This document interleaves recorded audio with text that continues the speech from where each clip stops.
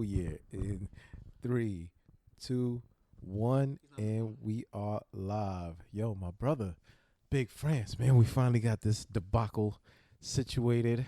Yo, we had a false start, man. This is like summer madness. Damn. You know what I'm saying? It's We choked starting the show. It's kind of like the summer madness effect. We jerseyed the show before we even started. Stumble madness. Chokomania, yo.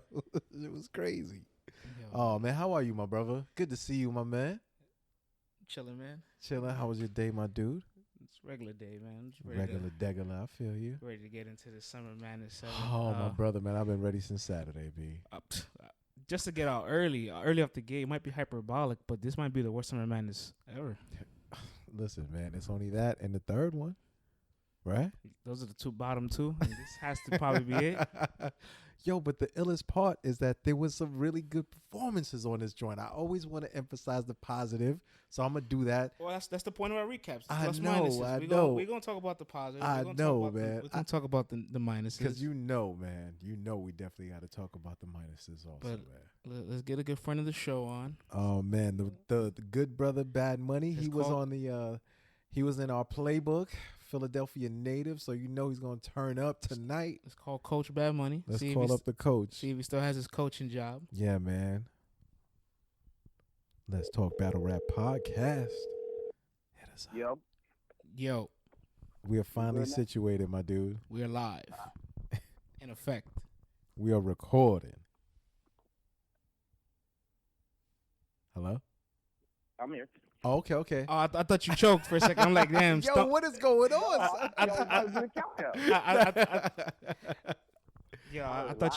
I thought you got the hit off of the stumble madness. You feel me? Oh my gosh, Chokomania, man. It was a rough intro. It was a little weird. Yo, this intro is crazy. Nah, okay, you started up before we called. We want to run it back. No, we good, man. We gotta leave it like this, man. Oh, so we got to take the material how it is. Listen, man, it is what it is. This is the pay-per-view, man. Everybody's seeing it live, man. You feel me? Oh man, Coach Money, man. First of all, welcome to the show, my dude. Good to hear your voice, brother. Thank you, man. It's always being invited on, man. You guys giving me the opportunity to, share my thoughts, my opinion with the world. Happy to be here. What's up with y'all? Man, we definitely enjoy having you on the playbook. You know what I'm saying? And man, it's just so much to talk about in this joint, man. What's your overall assessment, man, of Summer Madness? 7. Overall assessment? Yeah. Well, he didn't get killed, so, Nothing else matters. Nothing else mattered, huh? if I got that one takeaway from the event, I'm saying? I'm alright with that. And Hitman came into this thing. I'm mad that I changed my pick from, Holla to Rock at the very last minute. Mm-hmm. And then when I saw Tay Roc come out on stage and had to actually fit, I knew I fucked up. Oh man, we're gonna get to all of those, man. Right before I called you, I said a hyperbolic statement where I said this might have been the worst summer madness ever. I don't think I'm wrong though. That's what the word is going around. You know what I mean? He had 26,000, excuse me. You know what I'm saying? Because Floyd was going to, willing to put 20,000 up. You know what I mean? Whatever he was going to put it for, we weren't giving the details on that. Mm-hmm. But you got, the highest paid athlete in sports, attending a battle rap event. You know what I mean? I think URL did everything that they possibly could on their behalf to, set the stage and provide the opportunity for the MCs to go up there and showcase their talent. I feel like, that Vegas stage just might have been too big for some of these guys. Man, do you think it was the Vegas stage or the Vegas atmosphere that might have been too much for the entire situation for some of these cats? That's an incredible point right there, V, because there's a lot going on in Vegas, my dude. A lot. Yeah. I've been there. There's a lot you can get into. You feel me? In a lot. In a lot. You know what I'm saying? Well, that's why we don't have an NBA or football team there. You know how much trouble Come they on, get bro. into? They never practiced? Yo, what's practice? Are you crazy? Yeah. I'm like, yo, man, a lot of these cats ain't never been on a plane, and you drop them off in the middle of Vegas with a little bit of change in their pocket. The money team is in the building. They at the money team arena. Yo, it might have been too much for the brothers, man. Big France, man. What you think, player? I want to get into a round of plus minuses, man. That's how I'm feeling. That's how you feel it? Yo, Money, you should see the intensity on this dude's face, man. Pause. He's already ready to rock. You know what I'm saying? So, with that being said, Big France, man, let's set this off, brother. Let's set off the plus minuses. For all the uninitiated, this is the plus minus where we don't just say, hey, man, this guy won 2-1. That was a cool battle. We find the pluses and the minuses from each battle. We highlight the positive and the negative, and we give you something to look forward to for the next battle. So rock with us. Let's Talk Battle Rap Podcast. Hit us up on Twitter and IG. Hit our boy up, Bad Money. Big France, let's go, brother. I'm so weirded out today by this intro. Like, the intro was rocky. We put the plugs in 5 minutes later. Summer Madness has affected the show. Listen, man, every battle rap fan is feeling exactly how we are. So when they listen to this, they're going to be feeling just as nutty as we are. It's going to be fire. All right, I'm going to start with the biggest minus, I think, where the entire event actually went wrong. Oh, talk about it. I think the entire event never recovered from Old Red and Ill Will. Wow. You think so? Or Beasley's choke on that intro. Yo, this has been a weekend of chokes. Oh, man. He was trolling on that one, and then look what happened. That's hilarious. That's Don't play around. Remember Death of a Dynasty from Rockefeller? Remember that joint? Don't play around, yo. Words have power. Stop playing, man. That's hilarious. Stop playing, yo. I think the event never recovered from that moment because it was just such an awkward situation. Damn, you think it was that? You don't think it was? Well, we got to think the next battle after that, because that was the second battle, right? Geechi went first. So no. I'm not. We don't normally always go in order. We pick it apart from wherever, you know. You sure you don't want to go in order? Well, we could, but I just want to start with that. I felt like that's where the event like dwindled down because you got to think before the battle started, the battle ended with Suge choking in his third or jerseying out early, ending his third early, right? Yeah. So you kind of leave that sour taste like, damn, Suge wasn't fully, he didn't look like he had his full material on grasp. That's a minus there. Then you start with Ill Will's first round. It's lackluster. It was lackluster. In my opinion, his first round was lackluster. Red did his thing. Will bounced back. Then we have the whole entire... Yeah, Will's second was dope. Yeah. We have the whole entire battle fall apart. The next battle after that is DNA and Twork that also fell apart midway through. Right. Then it's Math and Av. So like continuously, like the hill just... It's almost like this. I'll give you the perfect example of what happened with Will and Red. You've been to Vegas. Yeah. Money, you've been to Vegas? No. With a name like Money, you should have been there. That's crazy. But listen. I don't gamble. You know what I'm saying? Oh, you're a smart man. So maybe it's best I don't be there at this moment in time. Facts. Somebody named Bad Money never been in Vegas. That's kind of a bar right there. But your name Bad Money. Chill, because you know what I mean? You're going to have these bloggers writing bars about me. You know what I mean? You giving somebody a whole angle right now. I just gave him a whole... All right, well, check this out. So you guys, you've never been to Vegas, but as far as gambling, you guys are well with gambling. Pretend you're at Vegas, right? You're at the slot machine. You're there. You're playing craps. You're shooting dice, right? You came in with 10. You win 2. You're like, oh shit, I got 12. Hey. Then you're down 7. Yeah. Then you're down 4. And then you're down 1. And then before you know it, you lost $9,000. And you're thinking to yourself, I should leave. But you don't leave, and you just keep losing and losing and losing. And that's what happened with Will and Red. It's like you hit the red, you hit the negative, and you went to the ATM to pull out more cash, and you just kept losing and losing and losing. Yo, but you know what's crazy, though?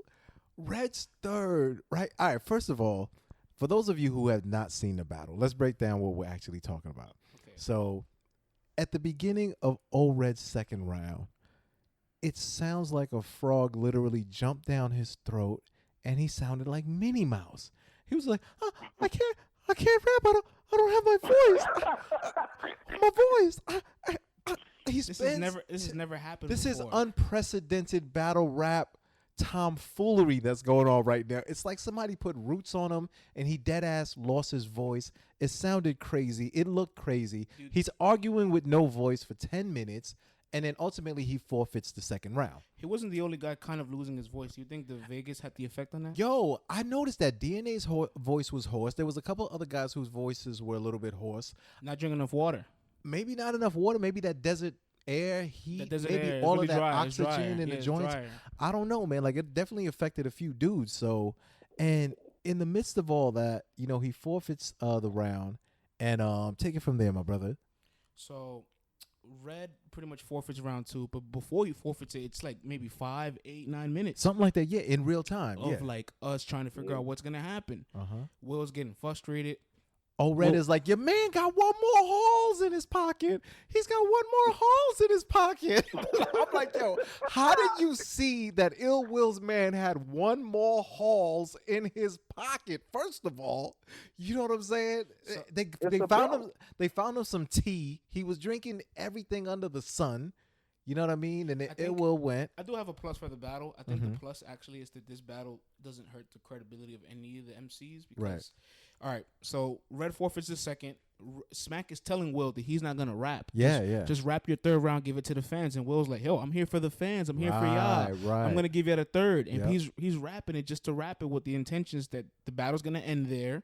And he's wanted to give the crowd some bars. And not only that, and he cut it short. And the top of the third though was a lot of freestyle in there, a lot of kind of playing around and stuff. It wasn't as serious as it could have been. And then and Red recovers from drinking some tea.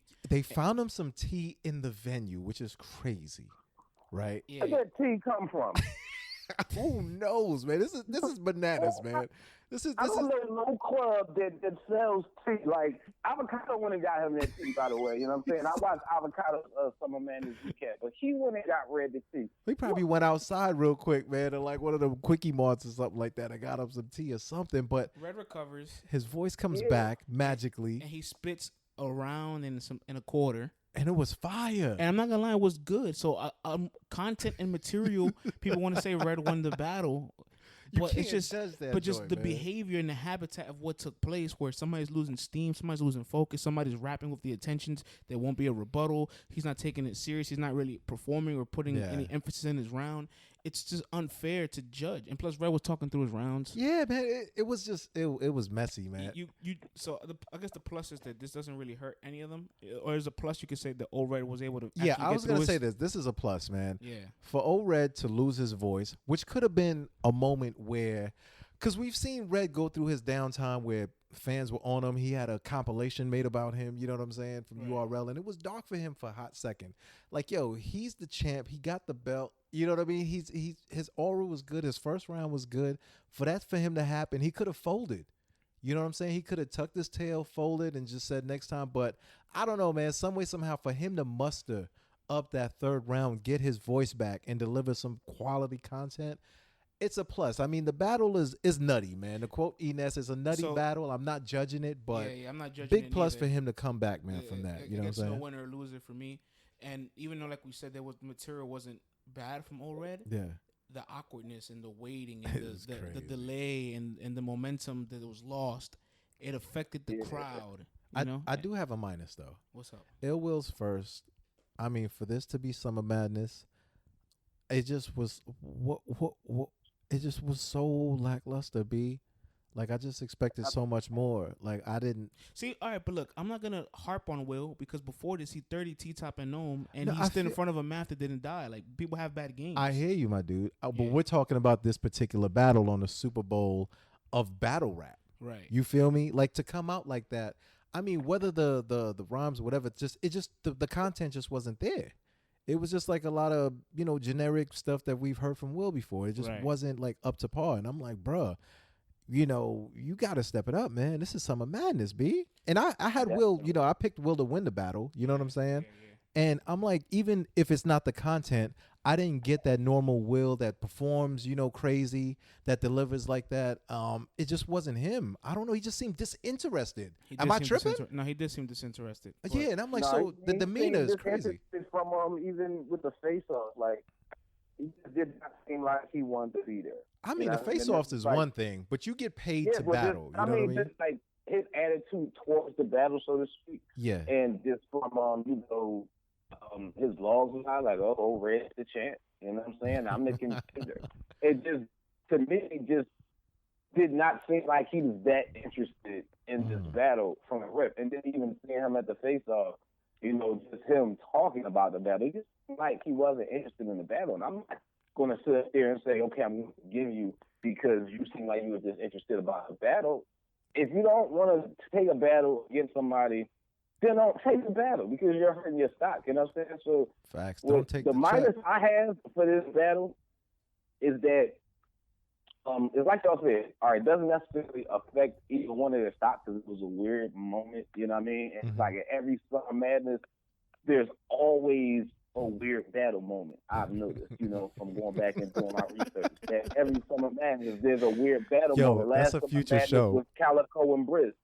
But the minus I take away from it is that even though it doesn't hurt Red stock, you know what I'm saying, and definitely it was champion-like for him to, continue to persevere and still get that round out all second verse. It hurts his stock in terms of repeating for champion in the year. But can you really penalize a man for did you just pause the word penalize? Bruh, hey, listen, man. It's a word. Just keep it moving, bruh. I didn't stop and make it a big thing. Just keep it moving. I'm not letting that one rock. Just keep it moving. It's a word in the dictionary, B. Hey, yo, listen, man. Just keep it moving, bruh. Yo, I didn't address it. Don't address it. I gotta get off set. If it wasn't so early in the episode, I walk off a set. This man said the word penalize. This what happens. You know what I'm saying? When an old head and a young boy get together, man, you know what I'm saying? Pause game is my stuff. It's the youngin' stuff. Listen, man, I've been playing the pause game since the Rockefeller days, B. Come on, man. What are you talking about, B? Come on, you tripping? Man, I need to get some old heads who play the pause game and have a whole pause show, man. You might be the only one, man. Oh, you crazy, man. Watch me work my magic. But anywho, though, man, you can't. That's not a pause? You can't blame That's him. not a pause? Let me work my magic. Hey, yo, that sounds crazy to me. You see what the show translated to? Oh, man. Yo, I wasn't going there. But anywho, can you blame the man for actually losing his voice? Like, can we be mad? Like, can we make that a negative towards him, though? Long story short, is just there's no major negatives of the MCs, just the way the situation was handled. And just you can't judge this battle. That's it. I don't care what nobody says. You cannot judge this battle. I still give the lackluster award. And but that's a plus because he had a lackluster performance and got to get away with it because of the situation. For him, that is a plus. Kudos, brother. Good catch there, man. He gets to slide out of that one, man. Slide out of that one, and That's crazy. Oh man. Yo, Coach Money, man. Any other pluses or minuses for that battle you want to give before we shut the door on that one? No, I think that's about it. Only I say it's a minus for Ill Will because in terms of his material not being there, you know what I mean? It casts a shadow of doubt leading into this week, with his matchup with Big T. It kind of makes me have to look at him a certain type of way. Did you put a little bit of the baggy, a little bit of you know what I'm saying? Like, I'm not sure, what to expect with, him with Big T this week. You know what I mean? Because like I said, he's always consistent on RB, though. He's always consistent there. That's true. Yeah, but I also said in the playbook that Will has, an issue where though, like, he hasn't really went on more than 2 battle runs since you were there. You know what I mean? And I was hoping that it will at least win this battle, and it still was like a good look for him. You know what I'm saying? So I think that's the takeaway. You know what I'm saying? That I'm gonna walk away from this event with is that he didn't help his stock rise, so to speak. You know what I'm saying? Whether we judge that battle or not, he didn't do anything to help his stock rise in terms of the material that he bought for. You know what? I mean? That's a good point, right? That's a good point that you bring up that I ain't really think about. All the jokes aside, should Will have just taken that time to just go into killer mode and really just ended O-Red? Like, I mean, we know that Will is a dope-ass MC, and we know he can take it to certain levels. Instead of just saying, oh, this ain't going the right way, I'm going to just leave. Because he walked off a couple of times. You know what I'm saying? He walked off a couple of times with good brother Floyd in the building, might I add you.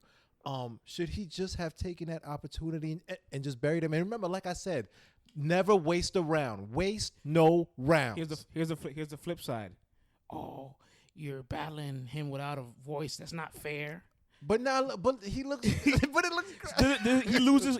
It's a lose. It's literally a lose-lose. I think he knew at the moment it was a lose-lose, and he was getting upset that he just didn't say, "Yo, pass me the torch. Let me get this round off. Let me rap." Because they took so long and all that momentum and losing focus and getting upset and But here's what once again, never take a round off, MCs. Never, ever take a round off. Because he was told before taking the round off, he was told that Red's not going to rap.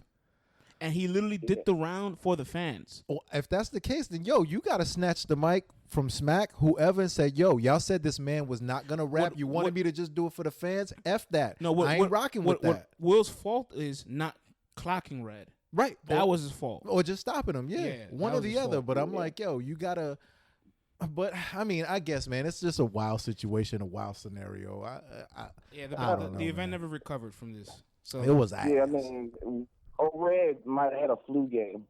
You know what I mean? And nigga took 6 hours, 36 minutes, and 12 seconds to spit that rap. But, I mean, one of the most hilarious things that I'm going to walk away from this event was him telling Ill Will while he's holding the T, like, you gonna get it, watch.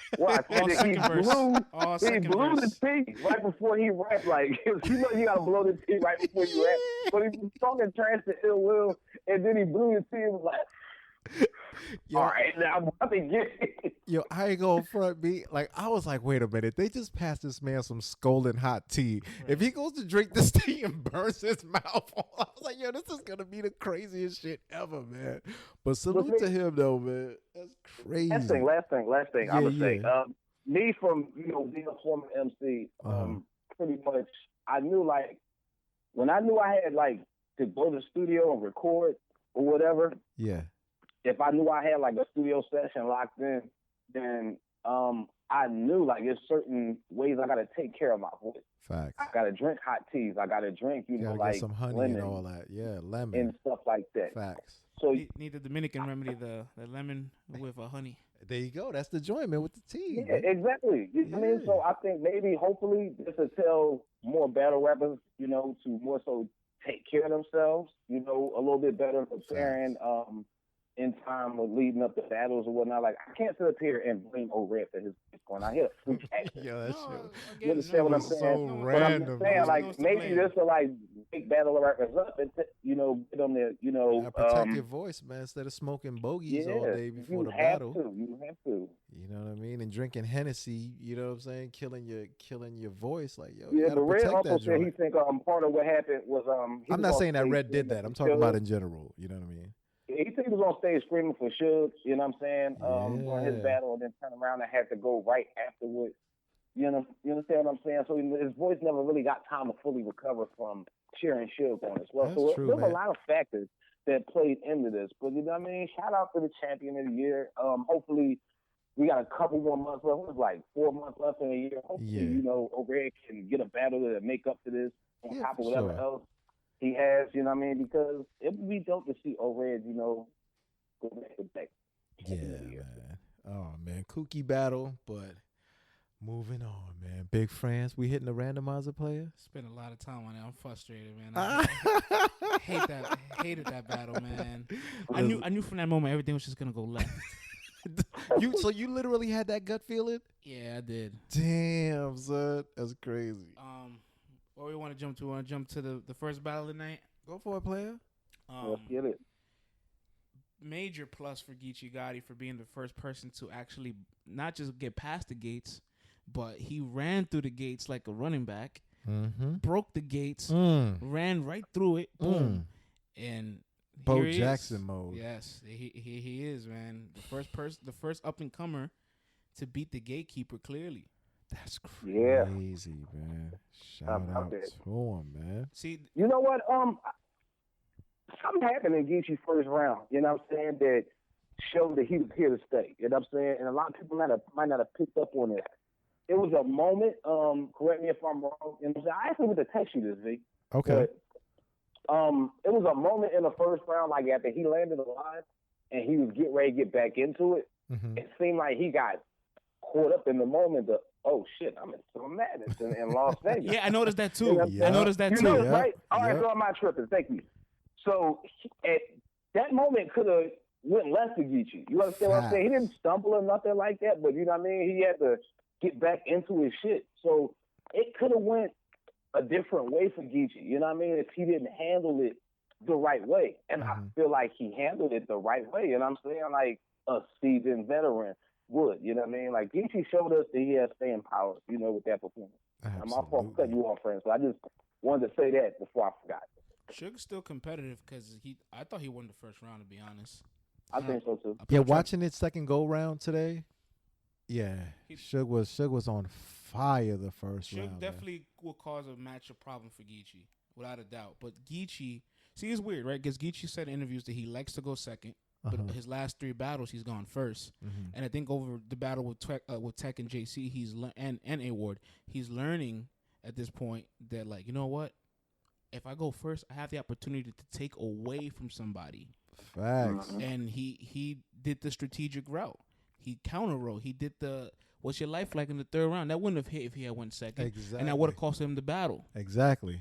He's strategic writing, man. And also sometimes too it's just maybe he got to the point where he could switch his rounds around. You know what I mean? Right. Like if you know, oh, okay, I'm going first, boom. I already know I gotta save this one. Or if he was going second, maybe the what his life like would have came in the 2nd round. You know what I mean? Because you know Suge is coming with that joint in the 3rd at some point. You know what I'm saying? Right. This was literally a battle where like round placements and the position you go in dictates the battle. Yeah. Unfortunately, Suge's last 2 rounds they dropped off so much because he looked like he didn't have his material down packed. But he had some lines in the 2nd round. That Mary Poppin lines was fire. Oh yeah. I'm man. so mad he said that line and then exited his round. I'm like, damn, that line was so good. Like, if you put that anywhere else, you can get some momentum with that shit. Yeah, man. Because Geechi's 2nd round was super fire, man. Like and Suge came out and he was doing. Oh man, we're watching the DNA and Twork battles on the screen right now where they just shoving each other nutty. We're gonna get to that one later. But next.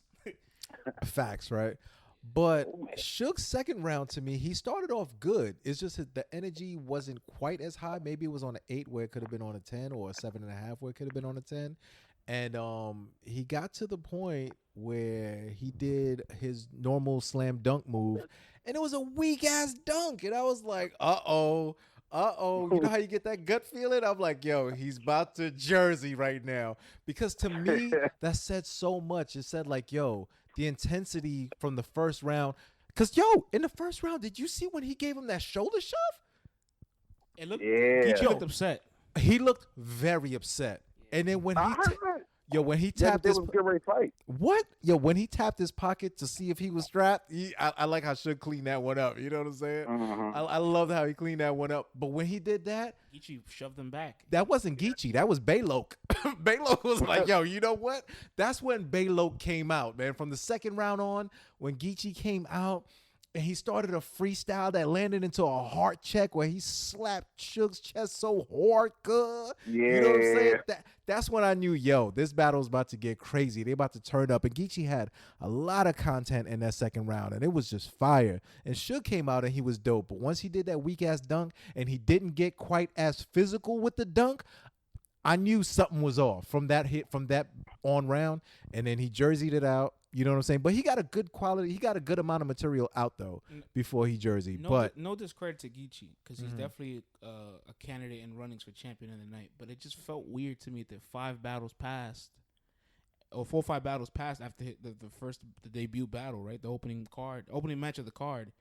And you're still saying the first battle of the night was the best battle. You know, like they set a bar, and then the bar could never have been broken till Iron Solomon and JC. Right. So it was weird because, like, you know, he set this tone, and you're thinking at this moment this event could be really good. You know, and I'm happy with his performance though. He's definitely worthy of champion of the night, and if he gets his 3rd, then that's great. Crazy. I think you know, we had a long conversation. Me and Bad Money. Me and V's had these talks all off air as well, like about Twork and Geechi. Eventually, they're gonna have collision course to each other. I think it's safe to say right now, Geechi's ahead of Twork. Yes, sir, man. Yes, sir. Yes, sir. He showed up on the biggest stage. Pretty far ahead of Twork. You know what I mean? For the simple fact that this choking is just outrageous, man. Crazy, man. But let's hold on. Let's stay on the Geechi and Suge joint. My bad. I know the summer man is all over the place, man. I got nothing else to say about Geechi and Suge. Minus Suge jersey the 3rd. Yeah. That was a clear jersey. You know, you got to close out, big fella, because this battle, you could have won this battle as good as Geechi was. You could have made it where your diehard fans could have argued for you. Put it that way. You know what I'm saying? You had the flow and everything. You was on point, hitting first round. That's a positive. Shout out to Suge. That was classic Suge. But, bruh, you got to close it out. And I think you know that. And no slight to Suge. You've been doing fantastic all year. I'm a big fan. That's why I picked you to win, brother. You know what I'm saying? You've been knocking down all of those rookies. You know what I mean? Even though like the Will and Red battle was weird and Suge lost, like they're having good years. So like, you know, this is just gonna be a road bump for the rest of the year. It's just unfortunate for the magnitude of when this it happened. card. When it happened. Yes. Yeah. I mean, man, out of all nights when a billionaire's in the house that could change lives and throw money around and take on new opportunities, this is when, and Smack is putting this together. This is when the brothers got to shine, man. There's been plenty of players that looked amazing in the semifinals and come to the finals, they choke. It's happened. That's true.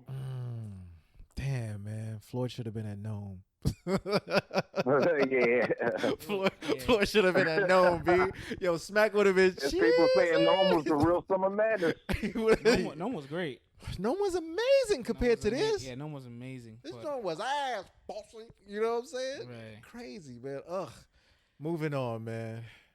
I'm ready to talk about the last Jersey battle of the night. It's funny, we did our playbook. We saved Jersey till the end, thinking Jersey was gonna have all the best battles of the night. Oh my and now God. we're getting Jersey out the way. Jersey. New Jersey Twork versus DNA. Oh man. Set it off, player. First, all right, look. Nigga from Jersey. Let me say this before I get into my plus and minus. First, I want to say, in our playbook, I went 6 out of 7 for my picks, or 5 out of 6, if you don't count Will and Red. I'm just sad that my one pick I lost was Twork and DNA. I had Twork winning this match. Why? No. I mean, why did that disappoint you so much? Because I ignored all the signs. You know, like I ignored that Twork was. I said it in our playbook. Do you think Twork is sleeping on DNA? He said he doesn't want the match, or et cetera, et cetera. He said on 50 Minutes of Fame that he wants the match to build up. He doesn't want it yet. You know, he had 2 battles 2 weekends prior to him battling DNA, and I think he's battling next week. Crazy. And or if not the week after, out in Ohio. So being overbooked with like 5 matches within a 5 to 6 week span, I got to think to myself like, damn, you know what? He really is overworking himself. While DNA is looking for redemption. This is the PG killer. And, you know, to be honest, the only person that you can say has passed the gates of DNA trying to do this is Loso. But that wasn't even on URL. Right? So DNA doesn't lose these situations. Technically wasn't a PG yet. It technically wasn't even a PG yet. Facts. So there you go. The PG killers. He escaped the clutches of the PG killer. The PG killer's gate is still closed. Still closed. You know. Damn. So like it's the only gatekeeper left. Yeah, man. So first plus I have for the battle. DNA crafted a lot of people that won battles in Summer Madness crafted smart rounds, which is weird, right? Because Summer Madness, you think you're trying to craft explosive rounds for the crowd to have a moment with you, right? But they're crafting counter-writing, strategic angle rounds where it's like you go back on camera, you appreciate what is being done. Like DNA saved his energy for the 3rd round in anticipation that Twork would do a strapped in. Right. So that way he can take away from the strapped in. He created an angle in the 3rd round to take away from anything Twork would say with the pow, pow, pow with the guns. Taking away Twork's whole personality and attributes. Yep. And DNA's first round, he didn't look like himself. That's the minus, right? Twork was playing the mind games and it worked for a little bit. Twork cut his ring off. Yes, Twork was playing mind games. So when the battle first started, I was really interested. Like, whoa, what is Twork doing? Like, is Twork really using his like? He was getting very. He was using his physical attributes in an advantage, and he cut off DNA's ring round. Yep. DNA was rapping so fast, he looked uncomfortable. I was like, wow, look at this. He did. He had like a nervous look on his face, like. Never seen that before. No, I've seen it before. I'm saying like as of recently. Yeah. You know what? When DNA has that look he had in the beginning of that round on his face, those are some of DNA's best performances because I feel like he feels that pressure. Yeah. You know what I'm saying? Like, and I've noticed that look in matches where DNA is under a lot of pressure. I remember seeing that same look on DNA's face in the Ill Will battle, you know, before he rapped or whatever while he was waiting or whatnot.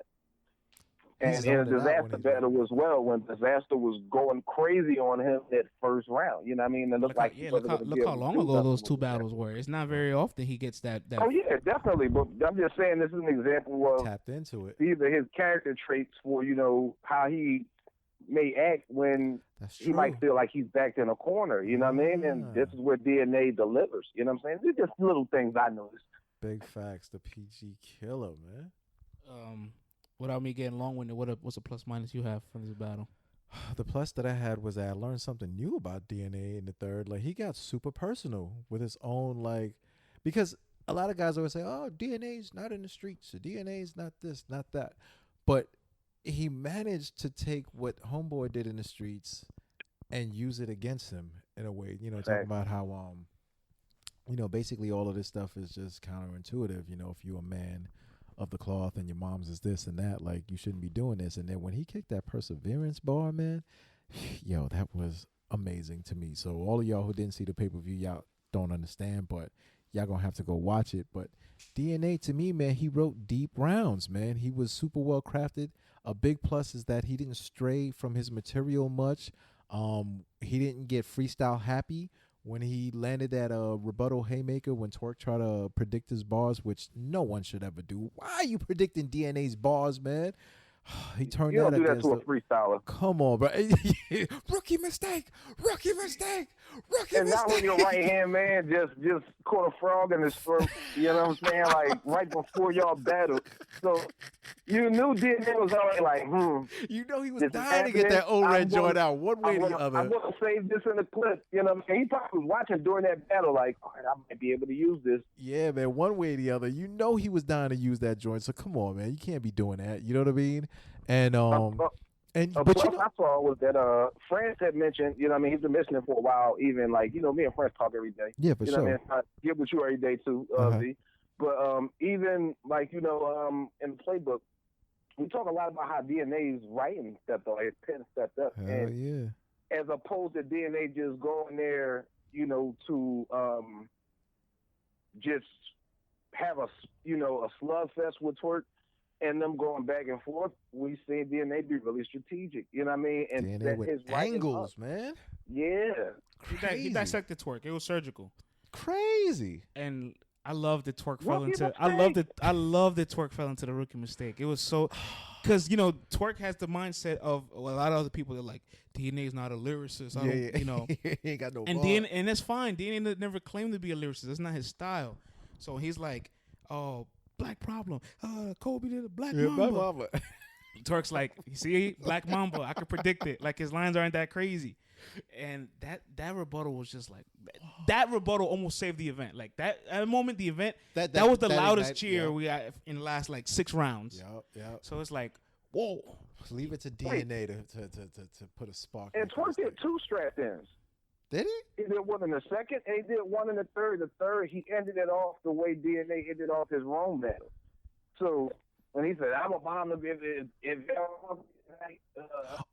that was when they said he threw. I'm thinking maybe he's gonna lift up the hoodie and he's gonna like be all the way strapped in. You know what I'm saying? With a fake bomb like DNA was. No, I and think when he jerseyed that, I was like, what? Like. You had an opportunity to make a moment right there. Yo, I think he threw in a vest with like some fake plastic grenades into the crowd or something like that. Shout out to Black Compass. I was listening to their recap and whatnot, and Reasons, who's on he was on the show and he was in the crowd and he was like, man, Twork threw a vest in the crowd that hit people in the head or whatever. So maybe he did it. We didn't even see it or whatever the case is, but it didn't land. Twork did have a strong first though. Yo, his first was crazy. He could have won the first. Yeah, you could argue that he won the first. It's debatable. Yeah, for sure. I'm not mad if anyone said he won the first because his first was fire, man. He was aggressive.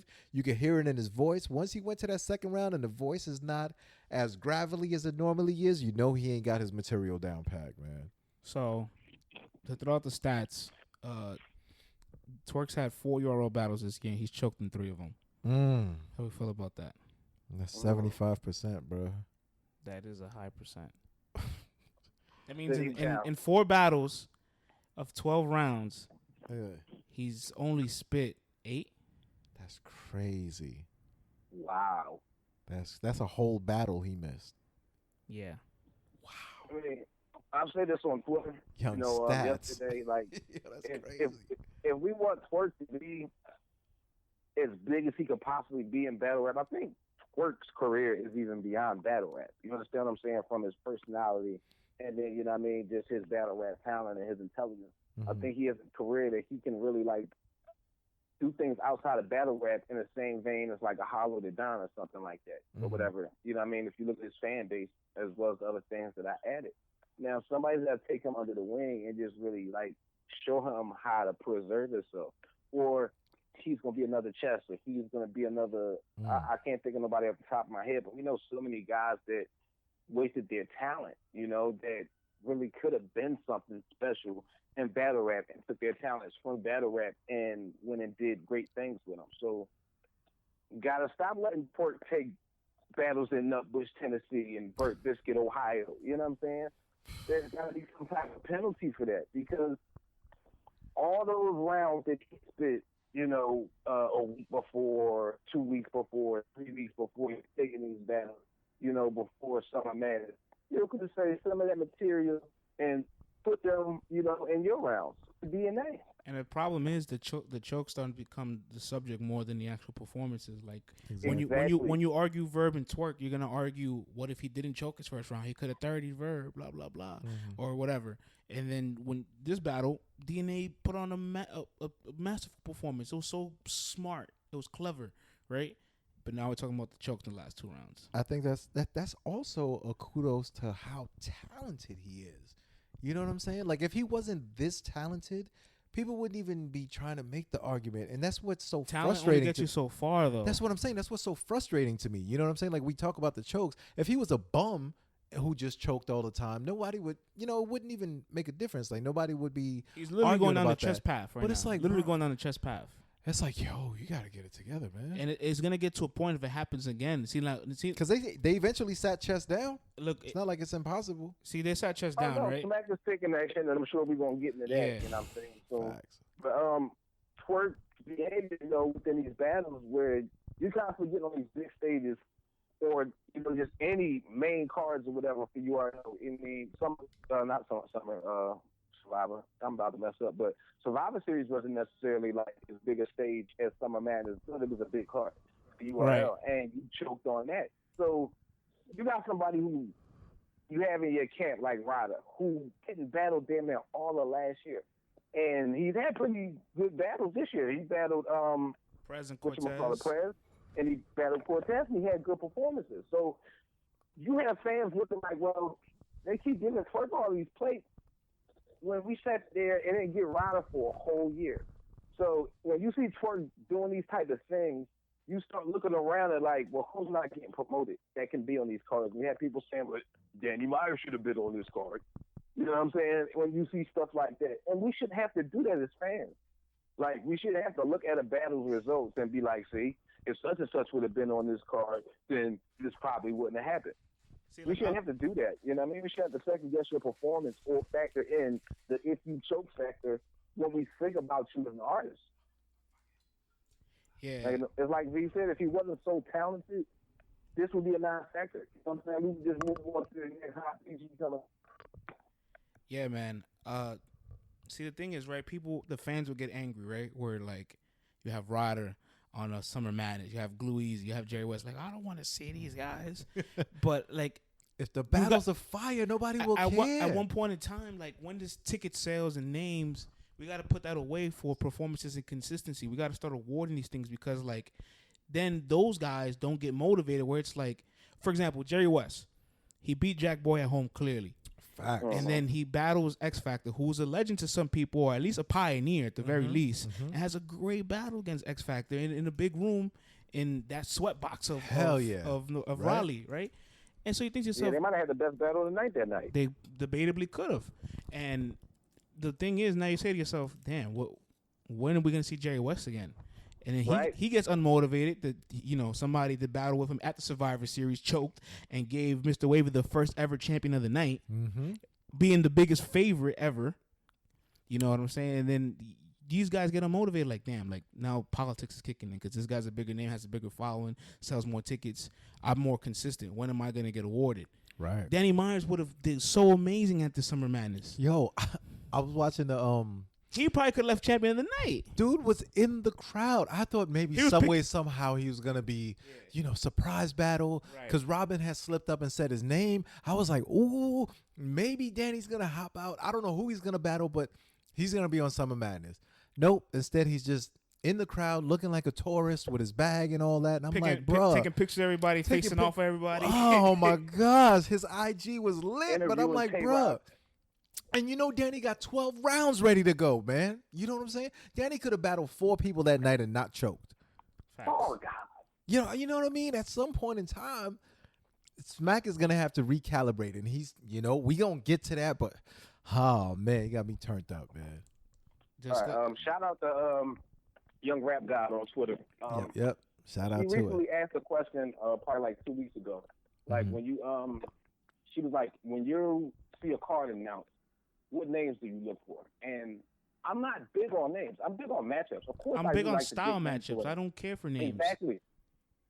I like to see the big names, but at the same time, I really just care about seeing good battles. Look, I might say something very explicit, right? I might say something very explicit, and this might be a hot take, and this is probably the most crazy I'll get on the show ever. But I feel like when people think of names over style matchups, is because they haven't been to many events, so they haven't had the leisure of seeing these names disappoint them. They don't know the factors of like these big names. You put these 2 stars together doesn't necessarily mean it's gonna have the chemistry or clash. It takes 2 to make a good battle. You know what I'm saying? Right. You can put 2 of the best names ever, but the wrong environment will ruin it. Right. So it'll draw you out to come and watch it because you're like, Hollow the Don and I don't know, give me another star. Sue Surf, whatever. They already battled. They already battled, right? But let's pretend they never battled. And they're going to battle another state. Motherfucking Arkansas. Right. Oh, my God. I'm going to get to see Hollow the Don and Sue Surf for the first time in Arkansas. But what if they battle last after an 8-card battle? It's not going to come out good. Right. You know what I'm saying? So you got to think to yourself at one point in time, like, when do you got to give up the names? It's all about style matchups. And speaking of recently, right, I was talking to Young Sir. Shouts to Young Sir. Was having a little friendly debate, right? He mentioned, if Gun Titles comes back, I want to see them battle Calico and Clean.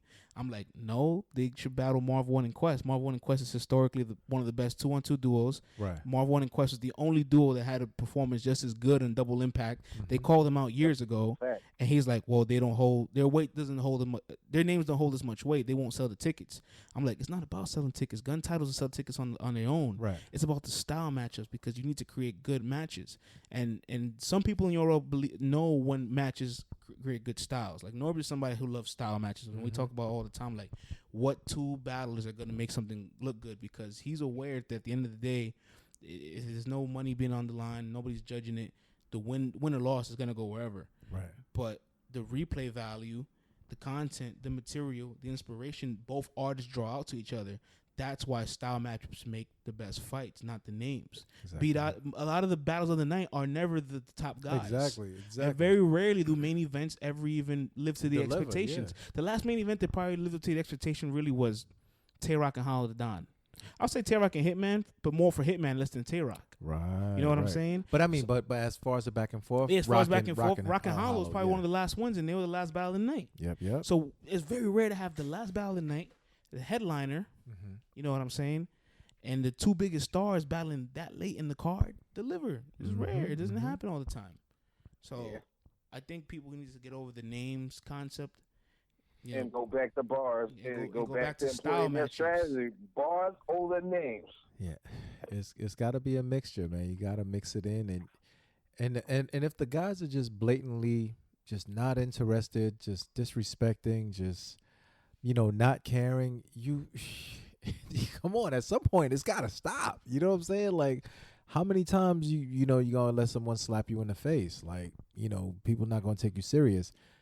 As big as you are and as big as the league is, for people to not take you serious, it's like, yo, You got to steer that ship the right way, man. The And last time Jersey has probably got swept like this or looked this bad. Oh yeah, I think you broke this down. Was in 2010 when Arsenal lost to Hitman. Yep. Old Red lost to Swave. Yep. And Suge lost to Shine. And Suge and Red both choked. Yep. And Arsenal, he didn't really choke. And but Surf wasn't on the card. He was bothered. And funny enough, Surf was supposed to be on the card and he wasn't. Surf wasn't supposed to be on Summer Madness and he wasn't. Right. It looks like they need Surf on these cards to kind of to get him through. History repeats itself. History repeats himself, man. Damn, man. Ugh. What we doing, man? I'm done with Jersey for now. Yeah. Jersey. Hang up another nigga from Jersey. Jersey in Nebraska. Man. Isn't it crazy how just like a week ago we're talking about they might have been the best region in battle rap, and now it's like it was all good just a week ago. It was all good just a week ago. Unlike the main event, they saved Roc and Hitman for last, but I don't think we should. Mm-hmm. I want to talk about Roc and Hitman. Oh, let's go, player. Let's go, man. I'm really excited to talk about this one. Let's go, man. First, big plus I have for Hitman. Money. You watch sports as much as I do, and Vita, so you know as well as I do. Once an athlete gets a little older in the game, once they reach their late 30s, their legs don't work the same, so they got to use their brain. Right. Hitman isn't using his legs anymore. He's using his head. He's strategizing against his last couple opponents, and it's working very effectively. Yeah, he's using that fadeaway, man. Me yesterday, and I was just like, this dude, man. Go ahead, break it down, friend. So, Hitman is so smart with this battle. He literally counter-wrote this whole battle and took the thunder away from Tay Roc. And we know Hitman going first, but, Hitman crafted his rounds with the anticipation, like, yo, if I win the coin toss, I'm going first. Mm-hmm. Tay Roc might pick me to go first. You know what I'm saying? He won the coin toss. It's a difference between winning the coin toss and electing yourself to go first. Right. Because you get the crowd. It's a different tone. Yeah, it's a different tone. The crowd is already amped. Their ears are perked to hear you, man. The crowd's like, oh, wow, look at that. Okay, let me really pay attention to what this cat got to say. Because when you pick yourself to go first, more than likely, you don't say, I'm a spit. You just like, what do you want to do? And then you jump into your bars, and the crowd's like, oh, wait. They put their phone back in their pocket. They put their drink down. They tone their ears up. He did that and set the tone, and throughout the entire match, big plus for Hitman, I felt like he never lost momentum or control of the match. Like, he was in control the whole entire match. He set the tempo. Yep.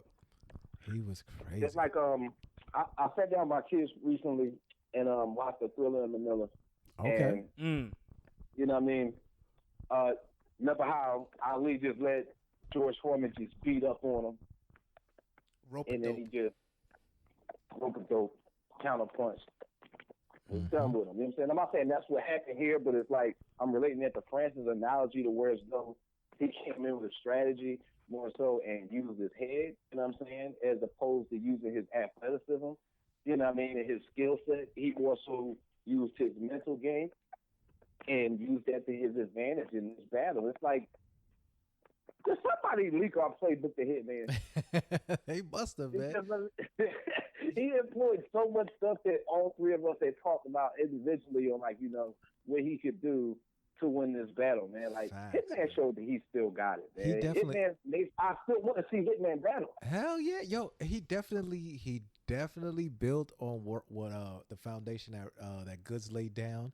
He big boy talked him something crazy, France, for 2 rounds, B. Guys, it got crazy. Guys, can I be honest? After this performance, I think I'm moving Hitman up on my all-time list. Yo, man, word. I think I have to, because it's like the top 3 URL battles that are most viewed are both Hitman from both Summer Madness performances. Summer Madness 4, Summer Madness 2. Yeah. Right? Out of his 5 Summer Madness performances, he only had 1 bad performance, and that was the motherfucking Hollow battle. Right. That was at midnight. Yeah. So, of course, that was destined to fail. The material wasn't there. The material wasn't there neither, but that was destined to fail because of the environment. So you got to think to yourself, he headlines the first ever Summer Madness, comes back the next year, last minute, comes on the card, opens the show, and has probably one of the best all-time battles on Summer Madness 2. Comes back Summer Madness 4, same ordeal, right? Summer Madness 6, he's had his little layover, right? He's had his little layover, and he's battling K-Shine, who's probably one of the best performers of the game. He's the first, not the first person, but he 30'd Rex, in Al Capone shirt. So I guess he was probably the first to catch the 30 in the Al Capone shirt. And then you just think to yourself where Shine was and where Hitman was, and Hitman out-strategized K-Shine, literally. He literally out-strategized him and outperformed him. And he got lucky because he wasn't the last battle of the night. Against Roc, it's as if he knew he was going to be the last battle of the night, so he couldn't rely on energy to rally with him. He couldn't rely on crowd participation, remixing, doing these things to have the crowd rally behind him. I just think to myself, if this Avocado said in his recap, this crowd was 1,000 people, I would like to challenge that. I don't think it doesn't look like it was to me. I mean, once again, we can't say it because they were there. Right. I wasn't, but I don't feel like 1,000 people were in there. 1,000 don't sound like that. You know what I'm saying? You didn't get a good glimpse of that crowd at all. Yeah, it was dog. All you see is the hands in the front. They kept it dog. They said it was 1,000 people. But see, the thing is, if there was 1,000 and it's like Nome was 13, that's not that far off. Not at all. And Nome was 20 times louder than this. So I don't know, I man. can't. Whatever. We're gonna have to get some official figures from the people inside. The point is, imagine if Hitman really did have a full That Summer Madness crowd or an energized if this was crowd. Irving Plaza, it could have. It could have looked really bad for Tay Roc. It could have got crazy for you, man. Now, here's another question I want to ask both you guys: Is Hitman the best performer of all time for Summer Madnesses? It's gotta be. I mean, the consistency, show, the moments. Like the frequency. Yeah, we could talk about all the Summer Madness accolades on a whole other show, but for right now, I think he is the all-time performer for Summer Madnesses. He delivers. For the most part, he delivers. And it's memorable. Every time, except for that Hollow performance. You know what I mean? He's got four, out of his 5 performances, he's got at least 4 rings. 2 of them in the top 3 of most viewed battles. Yeah, one of them, him and K-Shine just cracked number 19 in the most viewed, and this battle's been out for less than a year. Wow. And we're in an era where views don't generate like they used to. And then the last one, he beat Tay Roc, the first person to beat Tay Roc clearly on URL. People gonna argue, oh, Magic beat him, Surf beat him, but Tay Roc, it wasn't clear, and Tay Roc got an explosive round off on those guys. If Tay Roc gets an explosive round off on those guys, it's not a clear loss, people. Right. Tay Roc has looked pedestrian in his last 3 battles, and he's been on the road in his last 3 battles. So now the next question I have to ask you guys, big minus, has Tay Roc peaked? No, absolutely not. Expound on that, my brother. Because it's Tay Roc, man. Tay Roc is getting the classic after classic performance. So, I count this as a 30. You know what I'm saying? Because not like Roc was corny, but he didn't look like, you know what I'm saying? It was plain Jane. Just because you peak doesn't mean you're not great. Roc had one explosive round. You understand what I'm saying? I think he has to do something. You know what I'm saying? Tay Roc has to go through this to get rejuvenated and recreate himself in a way. I think he still is going to be Dunbar King Tay Roc, but to bring that hunger back and to really bring that, you know what I mean, out of him to go deep inside himself to come up with some crazy punchlines, whatever, you got to go through adversity, you know what I mean? Whereas though you feel like your back is against the wall and, you know, people don't want to see you win. But here's the thing, like, just because you peak doesn't mean you're not great and your past accolades don't go away. Tay Roc's had over 20 battles already on Summer Madness. You got to think to yourself, since Summer Madness 3, Tay Roc's been on every Summer Madness. Right. Since Gnome 4, he's been on every Gnome. Summer Madness 3, 4, 5, 6, 7. That's 5 Summer Madnesses. Gnome 4, 5, 6, 7, 8. That's 5 Gnomes. Eventually, there's going to be some wear and tear. True that, but he did have a big layout before Gnome, though. See, I'm not taking away none of his performances in the past, but since his Hollow battle to now, he hasn't been able to reach that again. And before the Hollow battle, he was explosive against chess. Mm-hmm. Before that, he had the NWX and gun title year. You know what I'm saying? In 2016, he had a great year. So you just got to think to yourself at this point, it's like, can he still get back to that? Because it's not like he's not like one of those guys that battles once a year. He does battle a handful of times a year. And after 20-plus battles, after being consistent for so long, he's got to the top for being as consistent as he was. Now you just got to question yourself, is there still anything left in the tank, really? Yeah, I feel like Roc was saying, like, Hitman is one of his on the way out the door battles. You know what I'm saying? And after clearly losing to Hitman, and some people say he clearly lost the goods, I think he's going to step back, you know, and let the reinvent himself in a way. You understand what I'm saying? And you know what? Yeah, they could pretty much spice up, you know, him getting ready for K-Shine or whatever. And let the Cave Gang shine. I'm sorry, not K-Shine. Let Cave Gang get their shine on Av, you know, Briz. Let the other guys come up and just kind of coach it. Right.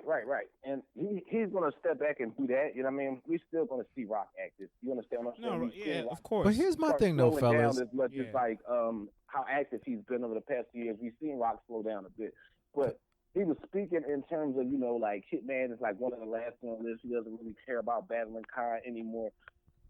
Tay Roc is one of the guys, like I spoke on Danny Myers before, that embodies the spirit of battle.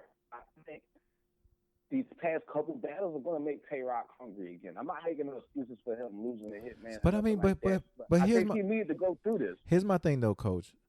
Yo, he said the only guys that he wanted was Hitman and Khan.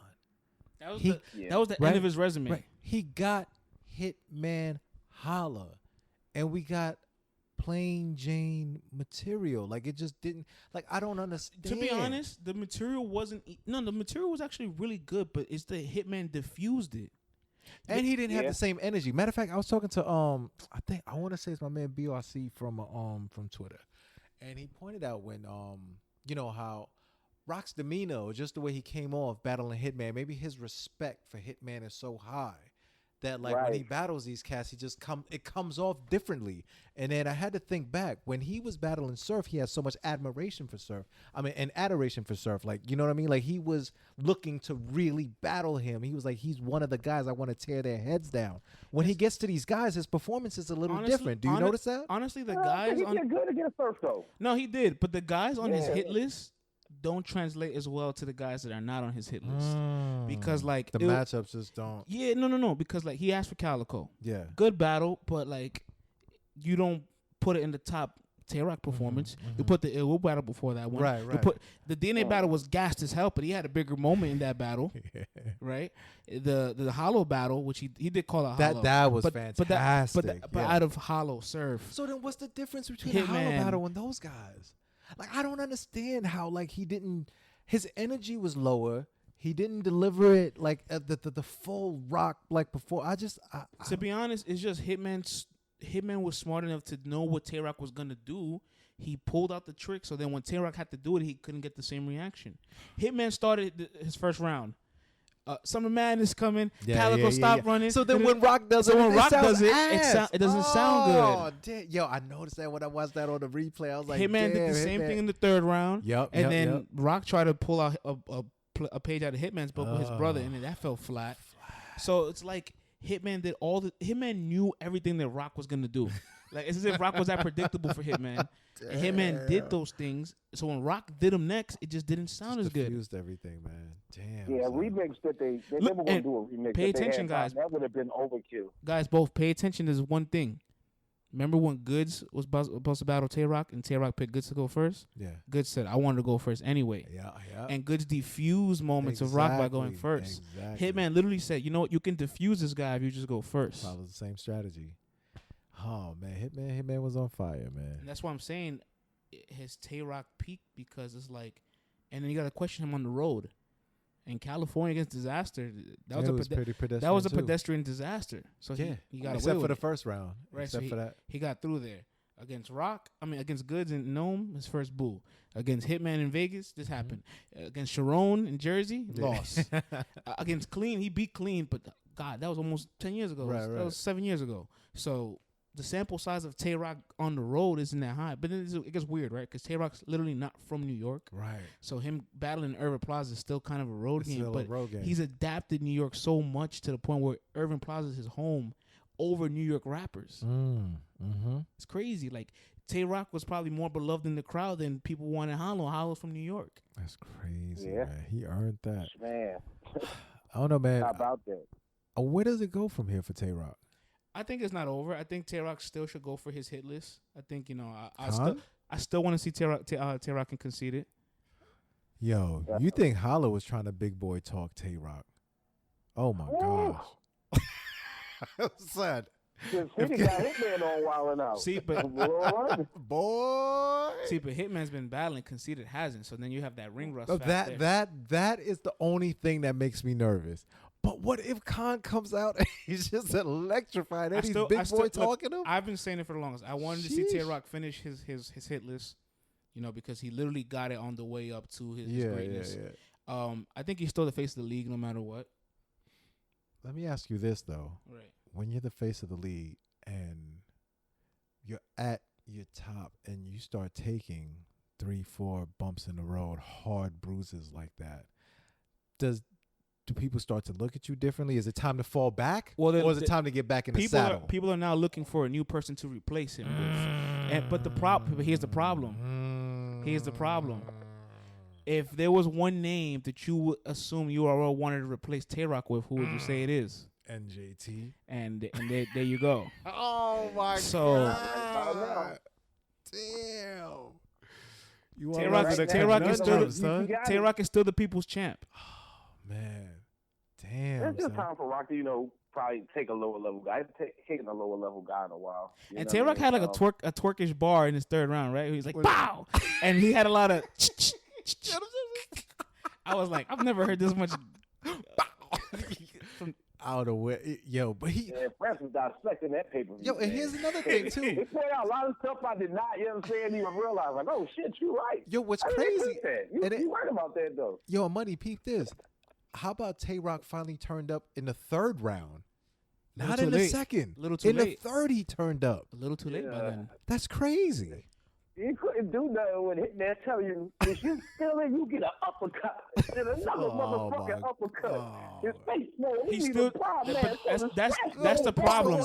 That's the problem. Tay Roc is still, not Tay Roc himself, but Tay Roc fans are still chasing that moment. Yeah. So they're waiting for another uppercut moment, a buckle up, seatbelt buckle up moment. And those moments just come like once or twice in a lifetime, maybe 3 times. Naturally. Yo. You know what I'm saying? You can't put, especially, MC to provide that every time they come out. You gotta let them provide their material. That's why I think Roc should take like about 2 up and comers, before he takes another mega match.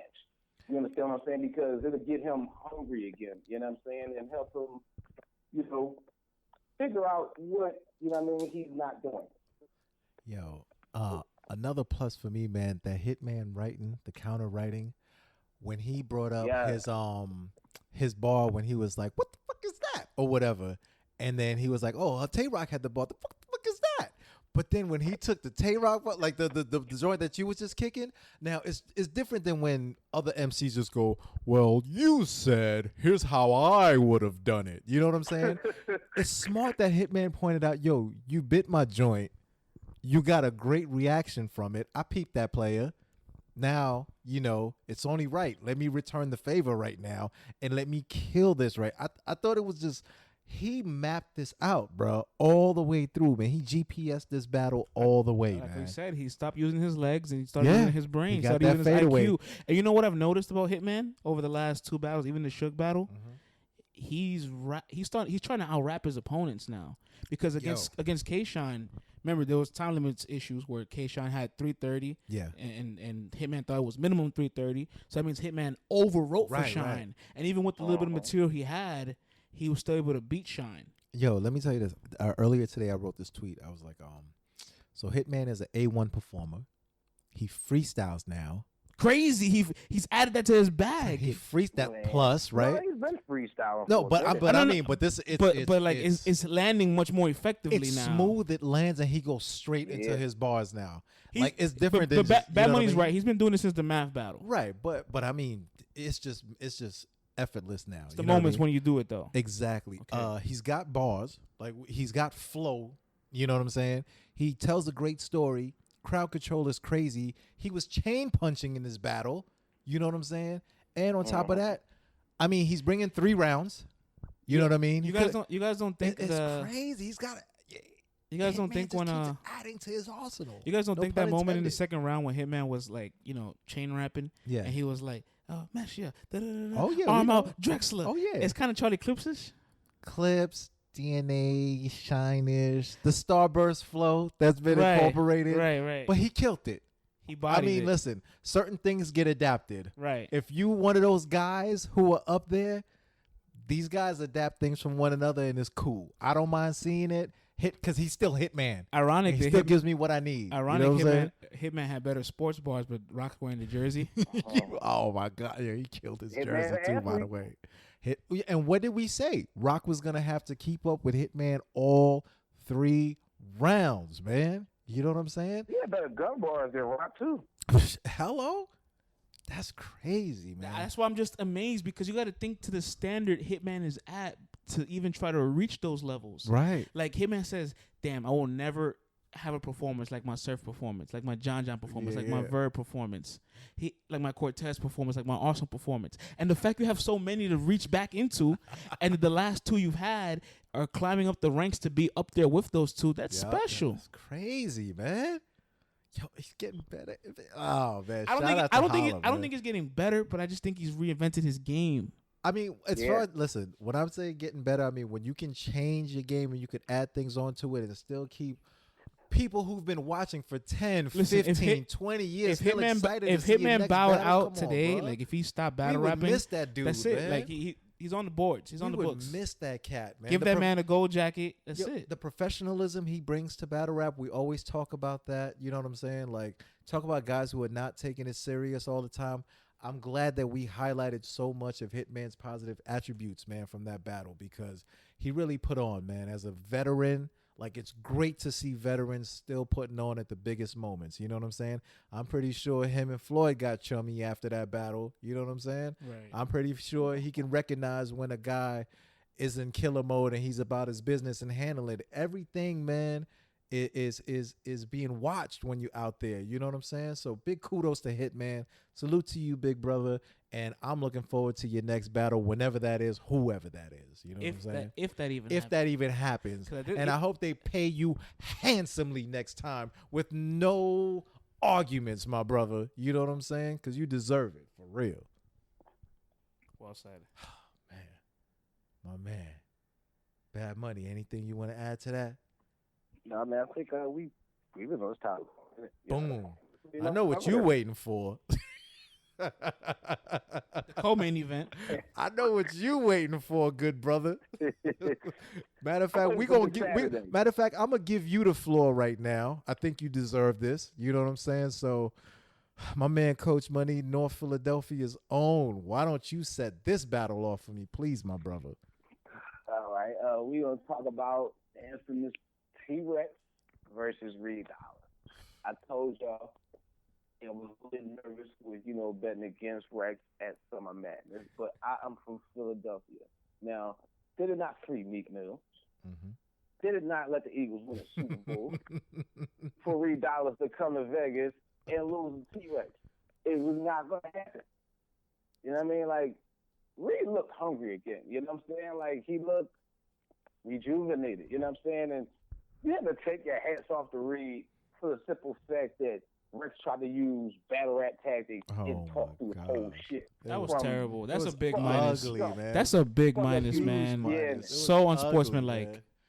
Ugly. If Rex is little stuff like that makes me not like, you know what I'm saying, Rex is a battle rapper. You know what I'm saying? I love his style and stuff like that. Mm-hmm. But it's little stuff like that makes me say, no, I don't rock with Rex like that. It makes me not want to pick Rex sometimes just off of the strength of how he acts, during the battles. Like, when Rex knows he's in a ring with somebody that can kick his ass, this is what he does. He did the Verb. He did Cortez. Mm. You know what I'm saying? Like, that's what happens. But at the end of the day, like, Reed showed resilience.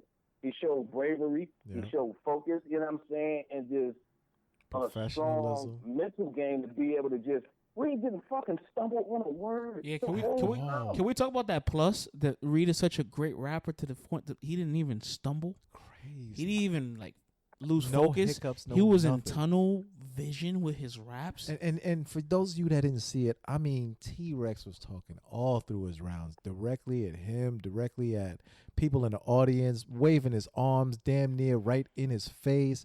It looked like at times he was just trying to get in his way on purpose. Sitting down, taking selfies and Instagram videos. It was just an ugly display of poor sportsmanship, and Reed never skipped a beat and just rapped all 3 rounds through all of that, man. Where could have went left a couple of times. Salute to Reed for doing that, man. Great rapper. Yeah, Rex was going to sit back and look at that battle and realize how stupid he looked during that battle. You know what I'm saying? When he wasn't rapping. I mean, we got some of Madness Rex in the first round. You know what I'm saying? Like, I listened to that first round, was like, oh shit, this shit might get dark for Reed. You know what I'm saying? Like, You can argue that Rex won the first round. Yo, that It's debatable. Yo, that first hat tossed, I was so hyped. I was hyped over here on the couch, man. I was like, damn, this is about to go down. I don't know, Reed better come with some fire. You know what was weird? I felt like Reed stuck to like regular DVD Reed with just a little bit more presence and better delivery, right, for the people. But Rex tried to get like 2018-ish Rex when he could have just been his old 2006, 7, 8, 9-ish Rex. Bro, I don't even know. After the first round, I don't know what we got from Rex. It's like he's trying to kick hot punchlines, and they were just not hot. They weren't landing. It just looked weird to me up there, man. Like, it's just, this not the dude who I've watched all of these years. You know what I'm saying? This is what I have to say. Salute to a great career for T-Rex. Wow. Because yeah, I mean, he slept on Reed. Like, if Reed would have just been just okay, you know what I'm saying, then people would have been saying exactly what I said that they were going to say in the playbook, which is that, you know, Rex, we seen Rex on his way out for years. It doesn't matter. No, Reed was spectacular. You know what I'm saying? Yeah. So nobody cared that, all right, Rex brought 1 round to a 3-round battle. It was like, no, we're not letting you off the hook, Rex. You're getting your ass whooped. You know what I'm saying? We're not letting you off the hook. I'm sorry. We don't care if you missed the Summer Madness. No, you're being unprofessional. He tried to mess up the footage, man. He tried to mess up the footage, B. Yo, V, man, we're from New York, and as much as it kills me to say this, especially with Coach money on the line, Philly won the war. They dead ass won the war, man. He falls in this shit. You know what I mean? I'm just ugly, man. And you know what gets me tight too? Like, I think of Enes and my son. That's another Bronx guy that got killed by Philly. Yo, hang the phone up on money, man. Hang up on money, man. I'm about to bang this line on you, man. What'd you say? It's over, man. Yo, hang up on money, man. I ain't trying to talk to this guy, man. Damn, son. Yo, let me tell you something, man. What was crazy to me was that, I mean, it's not like Reed Dollaz is just like back every other month or even every 6 months performing. The love he got, the way he was able to capture the crowd, it was special, bro. Like, it was, he had people rocking in that building, man. Whatever you want to say, bars, whatever, he had people rocking. His crowd control was crazy. His flow was A1. He had bars in there. He had different moves. He was just switching in and out of flows. I would love to see Reed again, man. I just want to say something too, I right? think people online say they want to see Reed and shine. Surf's attention's up for Reed now. Surf's like, he caught my attention. Yo, listen, man, Yes, that would he be did. dope. Surf also says he wants Geechi. Ooh. I don't think he want that smoke, man. That's a hard matchup for the brother, man. Surf's been through some stuff, so I think his mind's gonna be in an interesting place for his next battle. Listen, man, Geechi's been through all that stuff, and he could be like, man, get over it. Hey, you know what I'm saying? Yeah. Come on, bro, shut that joint down early. But going back to Summer Madness, Yes, sir. One thing I wanted to really highlight, right? Mm-hmm. T-Rex and Tay Roc, they only have about 30 to 35 battles, I believe. Tay Roc has 32. Rex has 34. Yeah. But the battle rap mileage is there already. Yeah. Like, you a lot of wear on those tires, man. But DNA has over 120 battles and somehow still getting better. Iron Solomon's been battling for 10 plus years with about 30 battles. Somehow getting better. Listen, man, some guys take things more serious than others, man. Conditioning, people have to respect battle rap conditioning at some point too, because it's like the last Rex performance that you're probably going to highlight is at least 3 to 4 years old. Yeah, you know what? He wasn't bad. The T-Top one, right? He was decent in that one. Yeah, but that was what, 2015? No, that's what I'm saying. 3-4 years old. Like, that's the last one I remember where I was like, you know what? I like this guy here on the stage. You know what I'm saying? Like, he's all right. You know what I mean? I don't know, man. I did not expect this. You know, Coach Money, you from Philly, man. So, you know, we had to talk extra crazy spicy to one another. Pause. You know what I'm saying? But I was like, I couldn't believe my man Rex was getting his ass kicked like that, man. And to sit down on the stage. AK in the handstand. Hit the grand champ with the grand slam. No, the funniest thing during that battle, right? Ray was like, you eating ass. Hold on, what did you say? Huh? Say it again, what you said? Reed was like, you eating ass on camera? Rex was like, yeah. He was like, make a sex tape? Why not?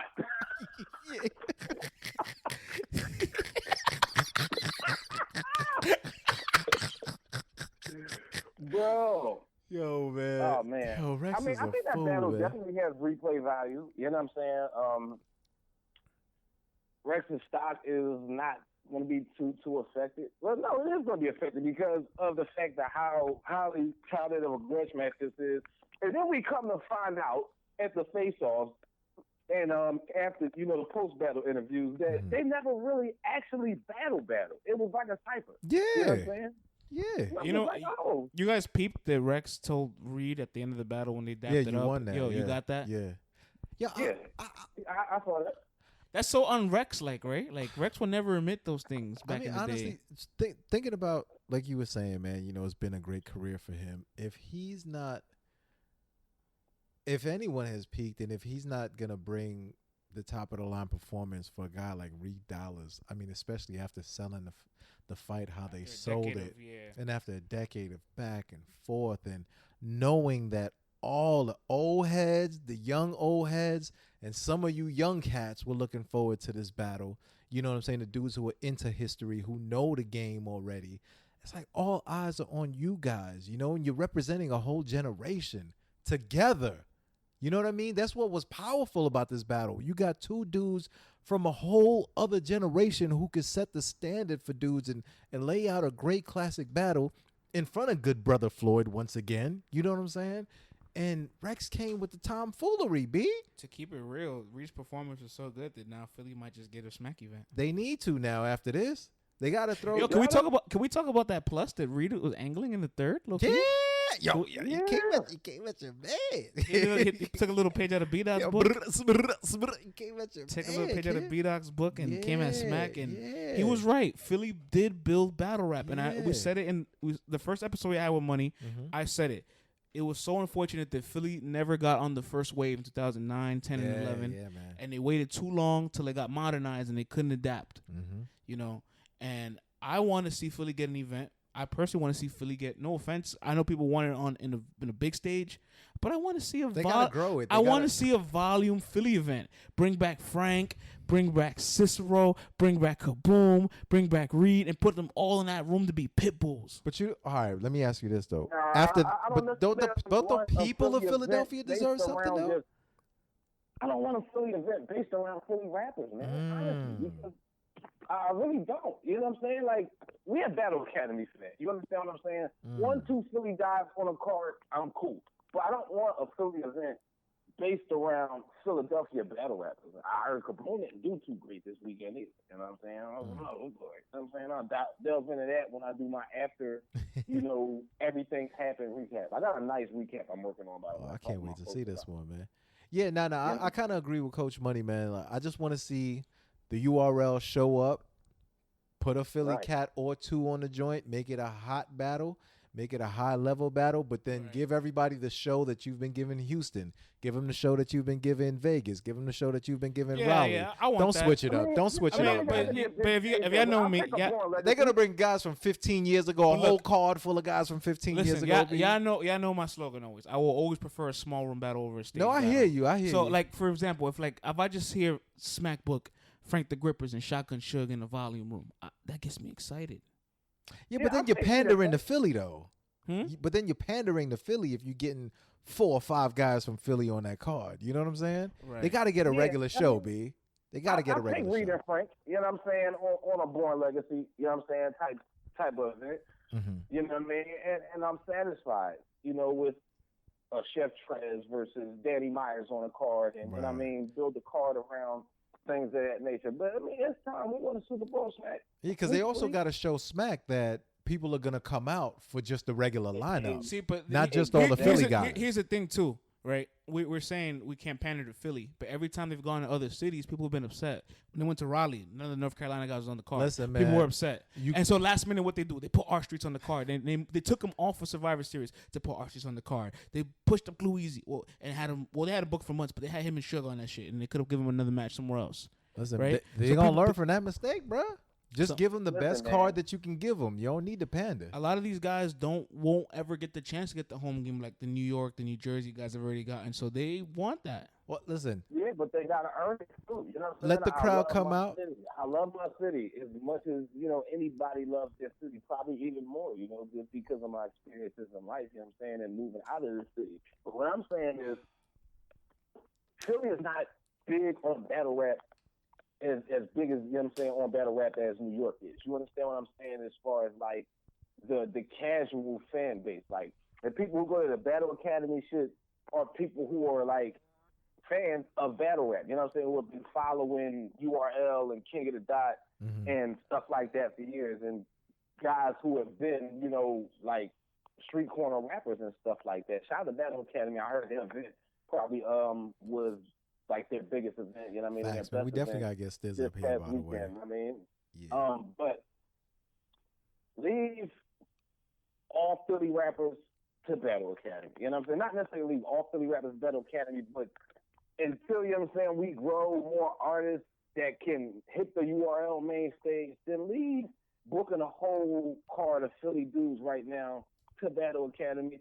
Book Reed, book Frank, you know what I'm saying, on a Born Legacy, you know what I'm saying, or a Philly Survivor Series type card. And, you know what I mean, run out the Electric Factory and get it popping, you know what I'm saying, and then see where your fan base is. Because I agree. You guys are right. You guys are right. Hold up, wait a minute. Let me finish. Yo, he in his Philly bag right now, kid. No, what I'm saying is, you do that, right? Yeah. You book a battle event in Philly, you know what I'm saying, at a magnitude that Smack brings out. Battle Academy, their venue doesn't necessarily hold as many people as a typical Born Legacy will hold. So if you do something at a venue such as like the Electric Factory, which holds upwards to 1,000, but probably 500, something like that. This is just a venue I'm naming on the top of my head. But you do a Born Legacy type venue, you know what I'm saying, and show Philadelphia people like, hey, that rapper is really popping again. You know what I'm saying? So that way, when you come back and you run out to TLA, and you come back, you run out to Tower Theater, and you bring Meek Mill out, and you bring all the heavy hitters out, Gilly out. Exactly. You know what I'm saying? And then you can go ahead from there. But I do want to see, a Philly card, you know what I mean, eventually with, you know what I mean, a lot of Philly names on it. I just think right now we still got to grow artists. I 100% agree with you guys. It's just my preference. My preference will always be the origins in the small settings. Always. Facts. That's what I grew up with. Always. Right. But the magnitude, improving greatness requires bigger. You need. Yeah, proving greatness in the magnitude requires the bigger settings. Because listen, man, the gladiators in the Coliseum weren't just fighting in front of Caesar. You know what I'm saying? I hear you, man. You know what I mean? Sometimes you need that crowd out there, you know what I'm saying, to prove it. But I mean, another person in the book is NH. Of course. For sure. You know what I'm saying? For sure, man. But this battle was definitely clear. We could say Reed 2-1 easy. You can argue with 3-0. Yeah. You know what I'm saying? And Reed was the dark horse. Listen, man, he was a dark horse. He's in the runnings. He was the darkest of the horses. You know what I'm saying? If you think about it.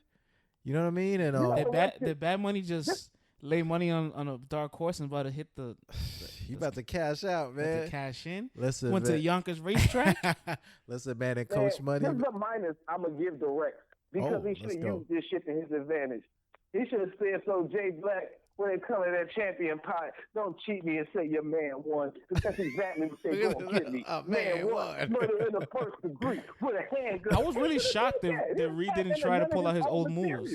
Yo, Rex slept on Reed and was not dependent on Reed to update his style to today's modern standards of battle rap. But and he thought I can put everything in this one round and then just go back out there and then just rap. You know what I'm saying? I think he slept on him very hard. He probably didn't think Reed was going to be able to do that and just looked at the chess battle and the John battle and thought that's what he was going to get. Nope.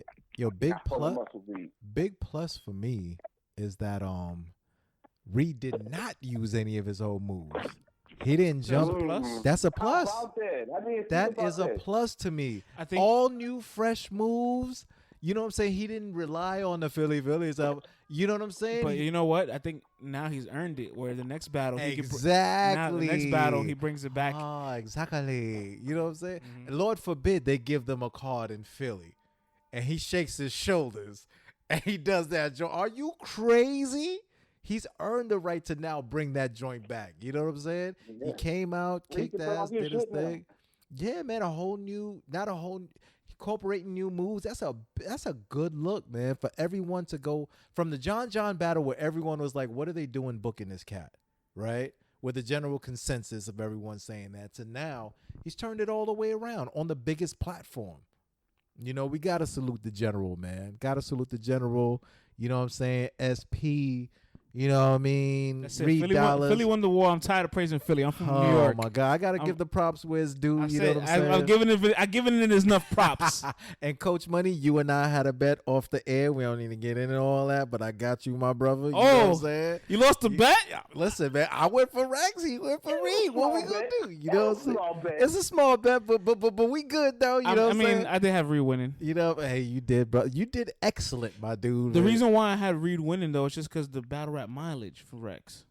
Now that we're talking about mileage. Yes, sir. And I want to transition to the next battle, let's right? Go. We are an hour and a half into this joint right here. We're just about wrapping up, and mileage, right? So people having all these battles, all this content, all these moments that they can't exceed, and we're having people that are unprepared, that are sleeping, that are not bringing high volume level of material to Summer Madness 7. And you know, you can say Summer Madness 7 and Nome 8 were 7 weeks apart, and some people battled in between, right? But the reason why that excuse is not valid is because the best battle on this card was booked within 21 days. 3 weeks. JC and Iron Solomon had the battle of the night in 3 weeks. And these hold on, we got the stats. Shout outs to Battle Rap Stats. Battle Rap Stats. For the Where Coney you at? Did it at? I want to point out that these guys could have easily said, yo, let's just write 2.5, 3 minutes, call it what it is, 9 minutes of work. Right. My man JC came with almost 16 minutes of material. Jeez Louise. Iron Solomon came with 11 minutes of material. They didn't have to do all that. That's crazy. Right. Man, JC spit a whole nother almost 2 rounds, man. Where we want to go with this, man? What I don't really have much. Well, I do have a couple of negatives, but the whole match itself is such a big plus that there's nothing really to nitpick from it. I'll say this, man. I mean, neither one of them choked. They came with. Wait, hold on. Let me even cut you off. But it's crazy that's what you start your sentence. Neither one of them choked. That shows what kind of event. That's the kind of night it was. That shows what kind of event we're having. Because you got to remember, this was the first battle where it was just no chokes, back and forth, strong, concentrated material. You know, however you felt about it, crazy. Whatever. There was 4 chokes in a row before this battle. Hello. That's what I said. They'd never recovered from the Ill Will and Rap battle because there was 2 more chokes after that. And the guy that gives you the most electric energy chokes. That's crazy. I'll say this, man. Plus is they both came with 3 complete rounds. You know what I mean? Now we can do better than that. I saw this battle one time. I don't know if I was just like thrown off from all the foolishness that went on the first 4 battles or whatever, that by the time they got to this, you know what I'm saying, I don't know, man, my mind was just kind of fried from it. I was watching it, but it was kind of like, okay, it never got dark for anyone, but for me it never got really bright for anyone. JC driving home the Israelite bars for 3 rounds, bro. I kind of got tired of that. I'm not gonna lie, but the third round, it definitely got tiring. I think both these guys, they stood on subjects longer. That's the only minus I'll give the battle. They stood on subjects longer than needed to be, but I'm sure it's because they're like, yo, I got to take this one thing and just turn it into a million things because that's all they could have done. So, like, I'm... 21 days. Yeah, so like, you know, they took one topic and beat the shit out of it. But JC normally writes in this amount of time anyway, so this is what you were gonna get, whether he got booked 3 months ago or he writes it late. He writes it within the this time. Yeah, but frame. you're giving JC a legend. You think JC will want to take a legend on this short of amount of time? Listen, man, I don't think it would have made a difference. I don't think he's gonna write for him 2 months ago or 3 months ago. Listen, I don't think he would have did the same thing. No. You were within 3 weeks, and that would have been that. Hold on, man, because you know what. I'm tired of V downplaying JC, and it's enough. Enough is enough. Nobody wants to take a legend like Mook, like Rex, like Iron. You know, none of these, like Disaster. They don't want to take none of these guys on short notice at all. Yeah, it's not fair to the MC. And more importantly, if he knows that Iron Solomon is on some pen game crazy shit, and JC claims to be one of the best doing it. Guess what? He has to make his pen move now and get a performance ready and be in a mutual environment. It's a whole lot of factors that like you got to think. No, it's a lot, and I'm not saying that none of this is easy. You know what I'm saying? Right. And matter of fact, let me give a plus to JC actually, since you say I'm always down talking to brother. Yeah, man. I will say this. Some respect, man. Listen, man, he wouldn't be where he was if he wasn't dope. Come on now. You know, these guys are all guys who've made it. Nothing but respect to these dudes. But we wouldn't be us if we ain't have some shit to talk about. You know what I'm saying? We got the minuses. Right. I think a big plus for me is JC was very aggressive. I love it. Again, it's because it's Iron Solomon. He knew he was battling the legend. Like now, JC could say, "Yo, I got a legend on my resume." Like, he was all up on him, fam. Like he was in his face. When's the last time JC was that aggressive? I've only seen him this aggressive against Iron, really. Like, I've never seen him like this. The last 4 people that battle Iron, Rum, Chilla, you know what I'm saying, Arsenal, even Ilmac, they all acknowledge his legend status. Right. Every single person. Yeah. So that shows you what JC is like, yo, I finally get to get one of these guys on my list. Man, he got extra tough with him. It was kind of crazy, man. I don't know. Maybe JC is really into like that comedic science and all that. Maybe he was really trying to get some aggression. Are we ignoring the fact that JC also had 16 minutes of material? Hold on. We brought that up for sure. But wait, let me point this out. Every line of like his first and second round was literally hand tailored to Iron Solomon. So you like in that short amount of time, he's literally giving Iron every single detail, every single line. Like he says, every line, literally every line catered to Iron. But Iron, he threw a little surf. He threw a little surf bars in there. We're not gonna front. He threw a little surf bars in the mix. It was fire. He has to. It was, he couldn't let it all go to waste. Right. I would have battled the wave. I would have walked on that water. That shit was crazy. Even Surf had to retweet that joint, man, with mad wave emojis. He's like, whoo. I have a minus though. Oh, let's go, brother. This battle was the battle of the night. Listen. You know what I'm saying? With this being a battle of the night, all the bullshit that happened before this overshadowed this battle with not even talking about how good this battle was or how good somebody else in the last battle that we're going to talk about was. So that's a minus on the event, not the battle. Mm-hmm. Oh, yeah. Well, yeah. The battle saved the event. We can't poo-poo on it at all, you know? Listen, it's just so hard to pick apart from this battle, you know what I'm saying, and bring anything negative up because these guys got up there and did what they were supposed to do. You know what I'm saying? Yeah. I will say this. I ain't gonna lie. I'm gonna keep it 100% funky. Like I had like that sex scheme in the second round, that glory hole. Yeah, that was fire. That was fire. Wait, hold on.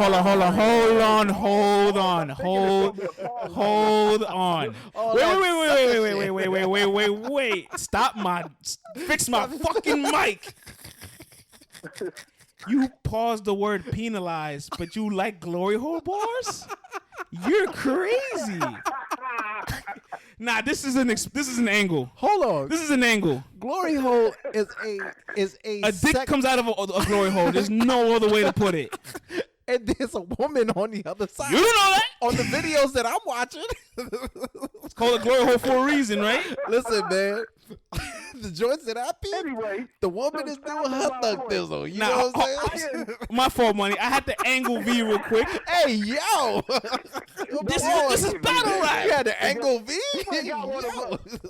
Yo, this is crazy. The word angle and the word penalize are paused, but glory hole bars are not pause worthy. Nah, man. I got to tag King Chandler on this one. This is unacceptable. I'm gonna take away your pause rights for listen, episode. Man, I'm trying to keep the joints to a minimum. You the one that keep, you know what I'm saying? I'm trying to keep my joints to a minimum. This is crazy. Nah, but I will say this though. All right, let's keep it 100% funky. It was I think with the fact that so many cats fumbled that, you know, we're going to look at this battle to be better than it is. And ultimately, it's a decent battle. It's a good battle. I'm not going to do that. But, I mean, for me personally, I got to watch it a couple more times. I only seen it one time. Right. Like I said, you know, I'm giving my disclaimer. I've seen it one time, and I was already disgruntled with the event. So let me watch it a couple more times and give you my 100% definitive answer to the joint. The biggest reason why I can't give them that excuse is because they had the biggest disadvantage of everybody on the card. No, I hear you, but I'm just talking about we watch battles every day, damn near. Right. You know what I'm saying? Right. What we've seen what these guys have done in the past before, and now these guys together, I get it. It's 3 weeks, I get it. But if we're just talking about the battle for what it is, if someone just if it got turned on and you didn't know this was a 3-week thing or this or that, we're just talking about it just as a battle. You know what I'm saying? Like, I don't know. I got to watch it a couple more times to see where I'm really putting it at. You know what I'm saying? Like, I don't know. It's not a battle we're going to rank for the top of the year. That's what I'm saying. But, you know what I mean? But it's still a good battle. And then for it to be what it was for that, it saved the event. Right. Props to them. Because it saved the event. Because if these two pen game crazies choke and things go left, what are we looking at? You know what I'm saying? Like, it would have been really crazy, man. I feel like too, like, who you have winning, by the way? Honestly, this battle doesn't really have a winner. Like, the poll's dead split. Like, doesn't really matter. Because the only thing you can say about the battle definitively is that JC out-rapped Iron, which he literally did. Yeah. And if you're going to be one of those guys that like longer rounds, I think it gives it more of an advantage, then you're going to have JC. If you like more condensed material, you're going to give it to Iron. Both their thirds were very flat. You know, so you're really just watching a 2-round battle, in my opinion. So nobody really has a winner or loser for this battle. They both win. Yeah. To be honest. Yeah, if you argue for whichever dude, nobody's gonna like. Yeah. It's not like the first 2 rounds wasn't great. It was too good first. The first round 1 and round 2 were good from both of them. Yeah, maybe I am underselling this battle, and I am gonna go back, like I said, and watch it 2-3 more times because we know. Final battle. What happened? Oh shoot, we still on this. Yeah. I'm about to close this out right here. I'm definitely gonna go back a couple more times and watch this to give like my definitive answer for it. Because with both guys being such great writers, I want to go back, listen to everything, make sure I didn't miss anything, and really sit down and give it its just due. Like I said, this might have been the battle awkwardly enough that I gave the least attention because they both actually rapped. I don't know why. You know what I'm saying? So I'm going to go back, give it its just due, and give my final opinion. That's crazy that you give at least in the first 4 battles. Dude, I was so disgruntled by the first 4. By the time this came around, I was tired. I was aggy. I'm like, let's get through this. I don't know. Okay. It was the opposite for me. Because, it's the exact opposite for me, too, because I'm like, you know what? I know these guys will at least give me something. You know what I'm saying? Maybe that's what I'm saying, man. I think you're underselling. No, that's what. No, and that's why I'm saying all of this. That's why I'm saying, because, you know, we know, like, yo, I don't want anyone to go and say, he said the battle was whack. You know what I'm saying? I'm telling y'all, I didn't give it my full attention. I'm just saying the internet, the spazoids, the weirdos, they're going to call you a JC hater. But this is why I'm putting this disclaimer out, because I do not need a bunch of eggs hitting me up talking about, how could you do this? I can't believe it. I'm going to go back and really go with this through a fine-tooth comb. You know what I'm saying? I feel like you were more critical of this battle than some of the chokes. Well, you know what happened? That's crazy. The negativity takes up more space. Listen, by the time I got bombarded with the 4 battles before this, I was wiped out, bruh. Like I was almost done. That was my recalibration battle. Right. After they got through this, I had faith in the event again. You know what I'm saying? They kind of like they sparked the defibrillator. And exactly. Clear. And I'm like, all right, we back. We good. We ready. You know what I'm saying? But you got to think to yourself too. Yeah. Look, the reason why I think also you're underselling a little bit. If they didn't deliver, the battle that would have been 5 battles in a row. Forget about everything else crumbles. Absolutely. So for at least that, we got to appreciate it for what it did. And I do. I hope so. And I do. You know what I'm saying? Can't wait till JC gets booked again. We have another debate. And not for nothing. And that's why I said that those 2 guys together were a big plus for me. Like they did their thing as a duo. You know what I'm saying? Because if you're just looking at what JC said, by that point of the night, you didn't care about individual performances anymore, because every battle before that and the URL polls, they're winning by 80-20. Exactly. It was only one dude. You know what I'm saying? One dude showed up on each side pretty much. You know what I'm saying? That's for crazy. The most part. Almost every poll except obviously Ill Will and Red and JC and Iron are 80-20 split. Yeah. Guys, I'm sorry. I know we want to say polls are this, polls are that. They tell some kind of story. They do tell some kind of narrative. So, you know what I mean? and I think 55-45 is debatable. 60-40 is debatable. Yeah. You can make a case for 65-35, 70-30. Once you pass 75, 75-25, it ain't debatable. Yeah. You're just hanging on to something. Yeah, man. But yeah, man. Much props to both guys. What'd you say? So you know how these fan bases are in battle rap. Yeah, facts. One day they love you. Yeah, man. One day they don't. Yeah, I don't want to be too. Not even about Iron and JC, but just as a whole, I don't want to be a finicky, fickle fan. Just because Summer Madness 7 was a flop doesn't mean Summer Madness 8 is going to be a flop. People are like, oh, Summer Madness 8, I'm not excited no more. Da, da, da, da. What if half the card isn't the card that's on this card? Because half of Gnome was on Summer Madness 7. But what if Summer Madness 8 is a whole fresh new roster? Exactly. And you guys don't say things like, oh, Gnome 8 was amazing. The next pay-per-view That's what I was going to say. Yeah, no one went, oh, Right. Summer Madness 7 is going to be ass because Gnome 8 was fire. You just go, I hope Right. Summer Madness 7 is fire. So I hope everyone gets their act together and Summer Madness 8 is fire. I know we're a little salty. We spent $50 on this event. It's okay. But guess what? And they coming right back around. But you to ask got, but us you for gotta trust people when they backed into a corner and they have a chance to redeem themselves. You gotta trust them in that. If we trust the battlers to come back after chokes, we can trust the league to come back after a bad performance. I mean, listen, after man, a bad event. The league set it up for them to have a great event. And it's man. not the league's fault. The league set it up, flew them out. You know what I'm saying? We saw the blog. You know what I mean? Like, I'm the sorry, league- it's not your fault. It's It MC's ain't, fault. man. It's It ain't. definitely not. It's definitely not. At all, man. Big France, man. We have one more battle left. We got one battle left, and it's a legend plate, another legend plate. All right, let's go, player. It's really unfortunate. Big minus for Math that he stumbled and fumbled all 3 rounds. Stumbling, fumbling, bumbling. And he brought out that prop that just kind of fell flat. Oh, I got dark. Yeah. Yeah. Miss Cream, shout out to Miss Cream on Twitter. Mm-hmm. She pointed out, she was like, damn, Math never used that sign once. Yo, fun fact, Math goes, yo, I forgot to use that prop. I was going to put it up when he said that. I forgot to use it. Oh, I shouldn't have brought it out, man. I ain't even seen Math do an interview at that building. You know what's crazy though? Yeah, Math you a actually had fool. really good material, but like I think rappers get so upset like by this mid-second round, third round, the crowd's not with them. Like if you don't have the crowd with you by that point, you're not gonna get them on your side anymore at that moment, no matter how good your material is. Because like there was one moment in the third round where Math said a punchline, and that shit was fire. Which line was that? I can't remember what line. I'm sorry, I can't remember what line. But I just remember he said a line and I liked it a lot, Uh-huh. and nobody reacted. And he paused and he looked at the crowd like on some, I should punch all y'all right now in the face. Like he looked at the crowd like so angry, and we're like, oh damn, it's over. That's it. And now Math has the stigma that he hasn't excelled on Summer Madnesses. Yo, you want to know something that's crazy? We talk about this battle, the first thing that we go to is the negativity. You see how that's ill? That's nutty, man. But that's that's the problem though. I know. That I know, takes but away from the moment. That's always. what's so crazy with us as humans, because on the flip side, on the plus side, is that Av was fire. Like Av, that's definitely a big plus for me. Like, you know, coming from the Charlie I Clips thought he was battle, very different. You know what was different. different? I thought he That was nigga ain't had fire, no hat man. on. He He was moving a lot more than he usually does. Like he was performing. Yo, He opened a little angle. he was aggressive too. You know what I'm saying? Like It he was a wasn't. different Av. He wasn't afraid to get up on. Like it Math, wasn't one you of know the what I'm best saying? Avs, but it was a different Av. I thought it was fire. Yeah. I thought it was fire. I thought it was better than the Charlie Clips Av, where he just Oh, yeah, decided, that was a listen, pedestrian I'm gonna Av. leave that third. Yeah. But I'm just saying, like, did he really have any incentive to really turn up on Math like that, considering what went down with Charlie, considering the, you know what I'm saying, the previous joint he had or whatever. So Like this joint, he turned up. Av has hit the T-top level where he gets a hat trick. T-top won 3 in a row. Yeah. Av is now on his 3rd win in a row, from Magic to Clips to Math. Notable names, but now here's the problem. Every one of those guys that he battled had lackluster performances and chokes. Man.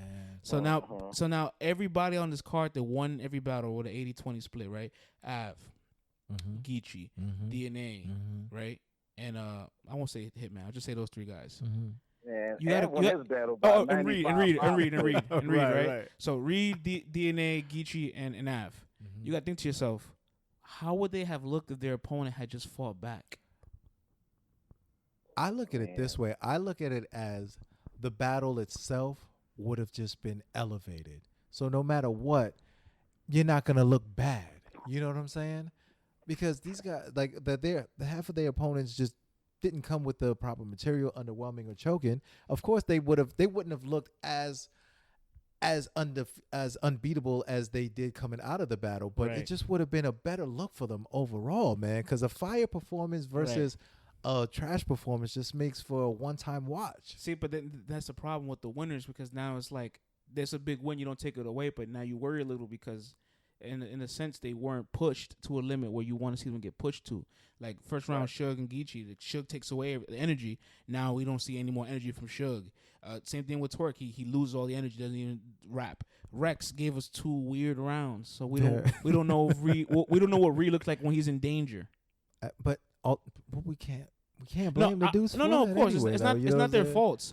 But like those things matter where you see. Look. I've talked to battle rappers, and when we heard on the show all the time. You and I, V. They say it's really difficult to get that second round when they steal the thunder from the first round. Like if they spit first, they spit a decent round. Person goes next, and they spit a crazy first round. Second round, it's on you. The pressure's on you. Yeah. And when you deliver in that pressure, that's where you make your moments. Well, that's why I give props to Geechi, because not for nothing, Suge put the pressure on him at the end of that first round. You get bumped the hell out of the way, and you get the pocket tap, and Suge had a fire round on top of that, and then Geechi came back, stepped his game up. That's True. a sign of a dude who's ready to step up. That's a sign of a dude who's ready to take that next level. You know what I'm saying? So I think, you know what I mean? Even though Av and Geechi are not in the same class, I think Av showed that he's ready to step up. I think Av showed that he moved on. I think Av did well at Summer Madness. Absolutely. I think he just didn't do enough of the extra stuff. He did like a lot of punching at Summer Madness 6. I'm saying in T-Top's extra stuff overshadowed that. It looks closer on camera. But this battle, Av looked like the veteran up there. Now, because of what Av is going through, you know, his last couple battles, he could probably be 9-0 right now. You know what I'm saying? If you don't like Clips' third round, you know what I'm saying? He could possibly be 9-0 right now. But no, he choked one round, so you got to give him that. But regardless, he's 8-1 in his last 3 battles, right? You can't be mad at that. What I'm getting at is the fact that his last few battles don't necessarily have replay value due to no fault of his own. Now, what that's going to do is make Av start having a chip on his shoulder. So all this stuff is happening. It's going to make Av so much more dangerous. And he had that at the. You know what I'm saying? So I fear for the next person that stands in front of Av and Tay Roc. You know what I'm saying right now. And not for nothing. Especially Av. That's a very good takeaway, also, man. Because I also noticed that because good point. It's not like he. I just was talking to my brother about that, like literally right before y'all called me. You know, me and my brother were recapping the event because he was at Battle Academy on Saturday. Yeah. And you know, I did some madness because you know what's going on this week. Facts, you know facts. But yeah, that's something that, you know, I brought up to him, and he said the same thing that y'all said. You know, that is going to make Av more dangerous because he's going to be pissed. Yeah. You understand what I'm saying? It's just like Av worked the stage so much better. Av rebuttal, you know what I'm saying? I guess he rebuttal, son. Yeah, he did. The straight punching robot rebuttal, man. That's what I'm saying. This was a very evolved Av. Facts. He was fire, man. He brought more of a well-rounded performance, and the big plus, it's not like he wanted to battle Math. It's not like Math was on his radar. It's not like he. I don't know. I mean, because he had. I gotta go back. You know what I'm saying, and look at stuff. I'll give a chart this week, and you know, see if that's true or not. But he had like a bunch of bullets with names on them. You know what I'm saying? But I don't. One of those bullets. But I mean, K-Shine and Av will be crazy. That's gonna be crazy. K-Shine and Av will be crazy. First of all, man, this is like the 4th time we've brought K-Shine up. He's missing this year. He's missed this year. K-Shine is. If he's not my favorite battle rapper, he's definitely on the top 3 right now for me currently. I just enjoy watching his performances, his flow, all that. And I'm like, why is he not on these big cards? And he's still delivering on all the other cards that he's on. I'm just like, his presence is sorely missed, man. Like, I missed that dude on that stage last night, man. But back to Av and Math. For Av to show, like, listen, you know, this ain't the dude that I really want. I want to play. For him to show up and knock this thing out of the park the way he did and have those cold punches like he did and throw a freestyle rebuttal in there, throw some wrinkles in the game, work the stage a little bit. I mean, what am I don't really have anything to be mad at Av about in this battle. You know what I mean? No, I have no minuses for Av, to be Math, honest. on the other hand, minuses, stumbling consistently through all 3 rounds. The only minus I would take away from all the clean winners is just I would love to see them in more competitive bouts, but that's not their fault. Right. Yeah, that's not their fault. Yeah. That's just a fan desire. Exactly. So right. And with Av, like I said, man, he really brought it, and I didn't think it was gonna be like this. But for my man Math, the stumbling is a thing that's been here for a long time with Math. I've never rubbed any of my plays in the playbook in, but I predicted it. Yeah, I told you so. You did, player. I said it. Hey, listen, man. I said Av was a tough match for Mav. Listen, you did. He is. You did, bro. Yeah. And you were right, bro. Ain't nothing else for me to say, player. Congratulations, B. you ain't gonna get no argument from me. No, I don't usually bring them up, but it's just like I think about that match, and I was just like, when I heard it, all I thought to myself was like, yo, Mav really, in my mind, you know, there's a lot of matches, anything could happen. Yeah. I didn't think Mav could win that match at all. Damn, at all? There's many matches. I didn't see Math winning that match either. You know what I mean? Even though Math is a veteran, you know what I mean? There's things I that just you know didn't see it. I couldn't see it. I just couldn't see it, man. I just felt like this was Av's battle. You know what I mean? Av did exactly what he was supposed to go in there and do. Segue real quick, because we've been on the phone, you know, going over this, you guys are in the studio, you know what I'm saying, right on the phone with me. The champion of the night results are in. Oh, say word. Who the is results it? are in? Breaking news? Geechi Gotti was announced as a 3-feet. Hold on, can we clap it up real quick? Hold up. I'm looking at this right now on my TV. I don't have it playing, but you know what I mean? Oh, congratulations to Geechi. You know what I'm saying, for winning that money. Damn, is this going to have to be a second segment? Geechi, Reed, and Hitman. You know what I mean? Geechi, Reed, and Hitman. Wow. Yeah, I said that. Dope. I really want to sit down, you know, after we finish this, you know what I mean, and see how Black did it, you know what I mean? Because it really was up to us. Now, I like the way they did this time. Yeah, I think we have to definitely do a part 2. We're going to probably, let's wrap this up and let's talk about Champion of the Night. Let's do it, player. Right. V, give us a closeout and then we'll roll up the part 2. Oh man, what a wild closeout to this whole episode. This whole episode was nutty, V. we got some breaking news, and we're like, you know what? Fuck it. Listen, all right, my final thoughts on Summer Madness 7 of this. At the end of the day, a weird battle happens at Summer Madness 7 every year, or whatever. You take your risk and you take your rewards when it comes to getting these pay-per-views and us getting these battles or whatever. We are not always going to get a perfect pay-per-view. You know what I'm saying? So you're running the risk of not having, you know what I mean, being completely satisfied every time you buy a pay-per-view. So it's up to you. You know what I'm saying? It's not on backing up. It's on the battle rappers. You know what I'm saying? But overall, Reed did not lose. Iron and JP had a good battle. Hitman showed up. You know what I'm saying? So I'm not super mad like a lot of people are calling out my bank trying to get my money back. V, some of your final takes as a whole. Oh man, B. I know you got 1,000 in your head. I already see it. This was one of the most bizarre Summer Madnesses ever. Expect the unexpected. Right. I did not expect this to go down like that. I mean, we had a lot of misses, but then we had some veterans come out and really show why they are who they are. I will say this, you know, after Gnome, I did not mind spending the money I spent. I felt it was very well worth it. Like on paper, this was supposed to be one of the best. On paper, this was fire. On paper, this was fire, but it just didn't play out that way. You know, it happens. You know what I mean? I hope moving forward we learn but I'm saying fans learn a lesson about on paper versus stylistically. Yeah. I mean, and we know that, but No, sometimes we know when that, you see it though, it's just like you get so hyped and we know that. You know, but it just has to deliver. And you know, the guys who didn't deliver, like Smack said, y'all got to get it together, man, because y'all representing the culture. And just think about this: imagine if you're a dude or a young lady who threw a battle rap party. You got wild grub, wild liquor, all the vices you need. You're inviting everyone, and they're like, "This what you watching? This where the guys can't, the one where they keep choking." This is why it's a risk to do parties. Like why is this guy washing his face in the third round right now? That's why URL pay-per-views parties are just a risk. Yeah, that's why I just chill at the crib, man, because you know you gotta just watch what somebody you fuck with and call it. And people who are battle fans, you know what I mean. So ultimately, man, this was a little letdown for me. I ain't gonna lie to you. I ain't gonna sugarcoat it. You know what I'm saying? I thought of a weird random I didn't feel thing. good when it was over. Yeah, I thought of a weird random. Imagine you throw a pay-per-view party, right? Yeah. And then, like, he charged at the door, and the event was trash, and everybody in the room's like, I want a refund for that.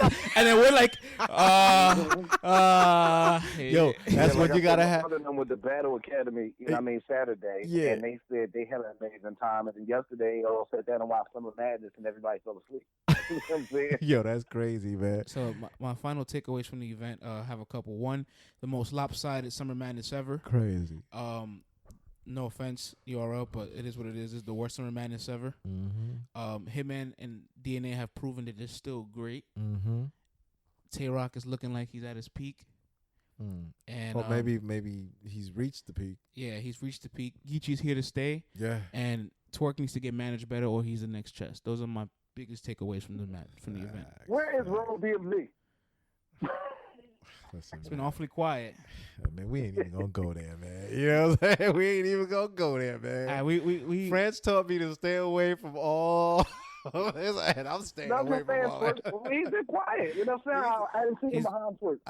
I think it's time for him to really sit with Twork and tell him, like, let's get great. Let's get great. Let's get great. Yeah.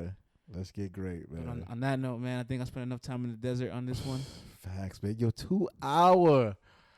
Let's talk battle rap featured our main man Bad Money Summer Madness 7 plus minus recap, man. Yo, after initiation, we said events that weren't good, we're not gonna give them more than X amount of time. You know how this works. It's been proven by science. Negative thoughts take up more space in your brain. They lead to more brain activity. You remember them longer.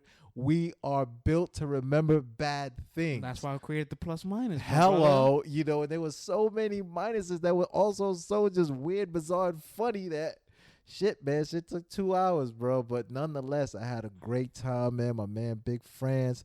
Bad Money, let the people know where they can find you at, player. Find me on Twitter, Bad Money 29, Bad Money on YouTube. I'm getting my channel up and running. Eventually, you know what I mean? Y'all gonna get a whole lot more blogs from me. I dropped something on this, John, about this event or whatever. You know what I mean? And that's pretty much it. For sure, player. So follow us on Twitter and IG at Let's Talk Battle Rap and Program V. Email us at Let's Talk Battle Rap Podcast at gmail.com. And until the next time, everybody, peace.